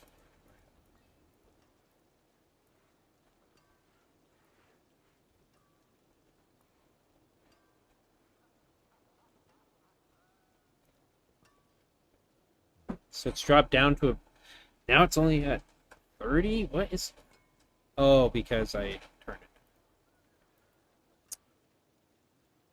That didn't help.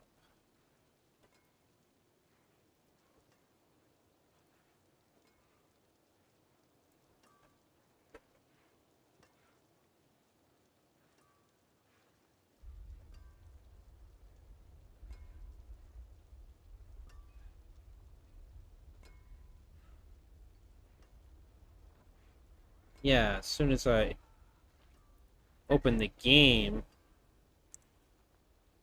and it's up like that. Yeah, then it drops to 30 FPS. So let's see what else it says. Yeah, did that. No. Sets priority. Clean up hard drive.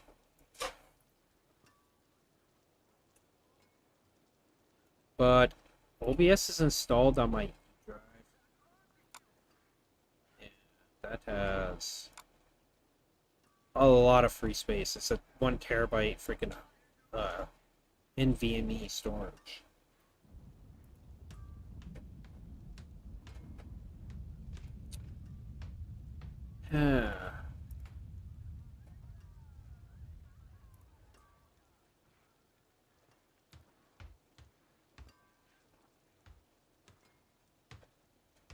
It's got something to do with Opera. I mean, it's gonna just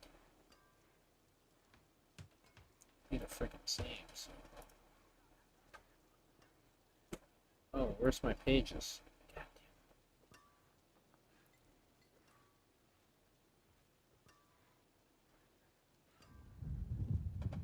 damn.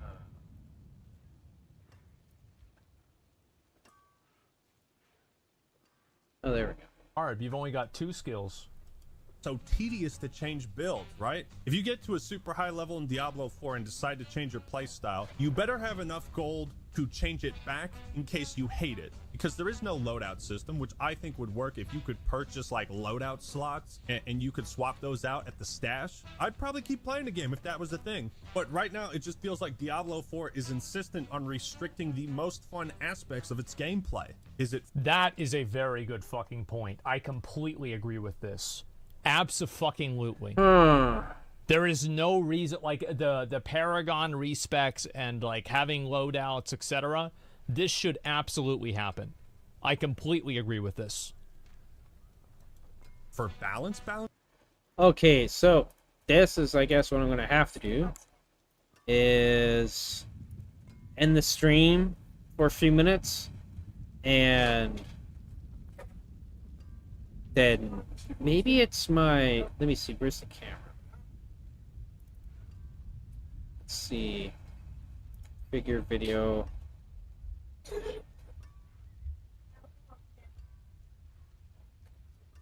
Not that. Resolution. I can make it a smaller resolution.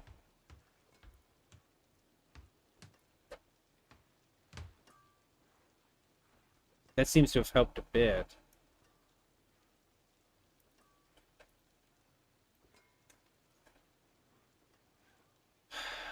Not a whole lot, though.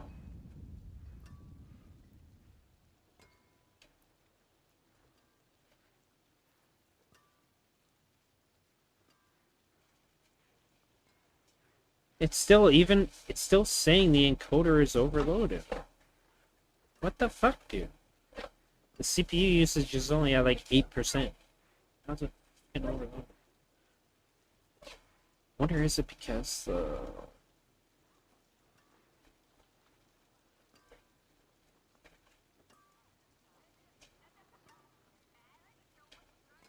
maybe I need to change the video encoder.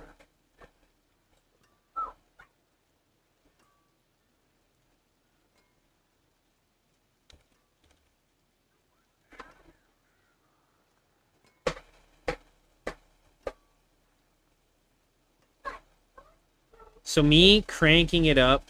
Nope, there it is. It's still saying it's overloaded. What? Yeah.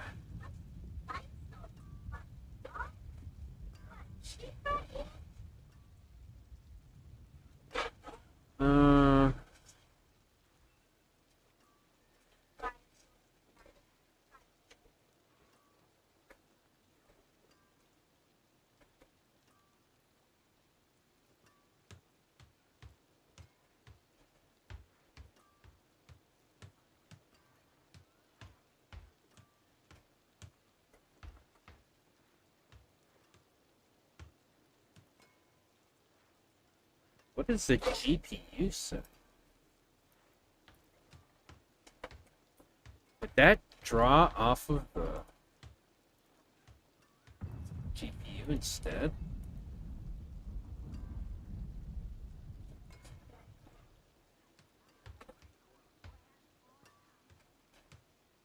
No, it's still saying it's overload. It's at least staying up at higher FPS.